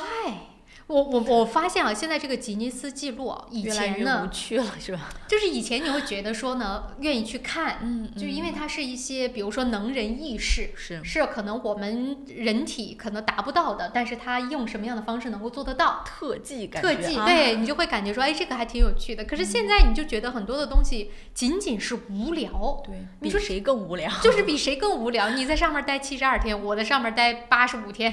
就是意义是什么呢？我昨天看到这个新闻，第一个感觉就是他待在上面怎么上厕所，就没有什么意义。就是你能够说明说我能够在上面待的日子比你更长而且现在很多的吉尼斯纪录都是这么出现的。我还看那天新西兰那边还总结了说这边的人什么吉尼斯纪录，几个人装到箱子里。就什么，反正就这种特别多，什么吃掉最大的披萨什么之类的，就你觉得做一个最长的蛋糕什么，对，很无聊。我觉得他现在的这个吉尼斯纪录真的有一点变味儿了。当然有一些啊，就比如说你的像类似于说你运动项目啊，或者是说其他的这种，真的是可能是一些突破。我觉得它还有它的意义。其他的这些，你说，好了。就这样，反正就把这条新闻告诉大家，希望他挑战成功。2月1号的时候能够平安的回到陆地上，然后他就打破了吉尼斯世界纪录。对，我觉得现在就是比谁能想到出来更无聊的东西，对吧？我昨天选这条新闻也是因为我们整个前面的新闻都让人觉得太沉闷了，所以我希望能够通过这样的一个无聊的新闻去调剂一下我们的气氛。这个倒是有道理的。有的时候生活真的是就是你也不知道什么事情真的会发生在身边，讲一些无聊的东西。你就让自己缓解缓解也是好的。对，就我们经常说，难道就没有好新闻吗？对吧？那就找一些乐子呗，给自己开心开心。你看这次疫情当中也是，大家呢段子手也是群出。那为什么？就是大家在这种比较恐慌、压力比较大的一个气氛之下，如果再不去调节的话，那真的日子人的精神会非常的崩溃。对呀，然后日子真的过的只剩下恐慌和压力了，对不对？就有些人说嘛，说过完春节之后，我再也不喜欢玩手机了。整个春节一直在不停的刷手机。好了，无论如何吧，这几条新闻就跟大家来说到这儿了。也不知道这最后一条新闻给没给大家带来一些欢快的氛围啊？所以无论如何，但是我们的节目呢是已经接近尾声了。在最后这1分钟，再次提醒大家，也是呼吁大家，这也是新西兰政府这边发出的呼吁。无论是您自己刚刚从中国回来，还是说是不是您身边有人最近要从中国，无论是哪一个城市，也无论你是不是去了澳大利亚转机，或者是从哪儿转机，你落地奥克兰之后，希望大家都能够自行隔离7到14天，最起码要隔离7天的时间。对，出门戴口罩，尽量不出门。能够在家里完成的事情就都在家里完成。现在正好又是夏季，后院的菜长得也不错，是这样，去挖点菜吃吃，就不用去超市了。让朋友给你送个菜送到你家门口，对，然后让朋友走啊，你再开门拿个菜，对吧？就是尽量呢把自己隔离7天，来确保呢真的是没有感染任何的病毒。一方面当然是为了保证自己的身体健康，另外一方面呢，当然也是不要去，尤其是在学校当中传染给其他的孩子们。学校真的是一个病毒的感染源，对，传染起来真的是控制不了，控制不了。我们做家长的可能就是深有体会，只要学校每一年有一个什么病毒，那就是一片，然后孩子就会把这个病毒带回家，对，家长感染了之后就会带到单位，对，接着就传开了，是，所以就是大家真的要注意好啊，对，就做好各方面的准备，勤消毒、勤洗手，自己隔离自己。我看到现在新西兰这边也有公司在做短暂的隔离，就不跟客户去接触，因为可能也是员工刚刚从国内回来，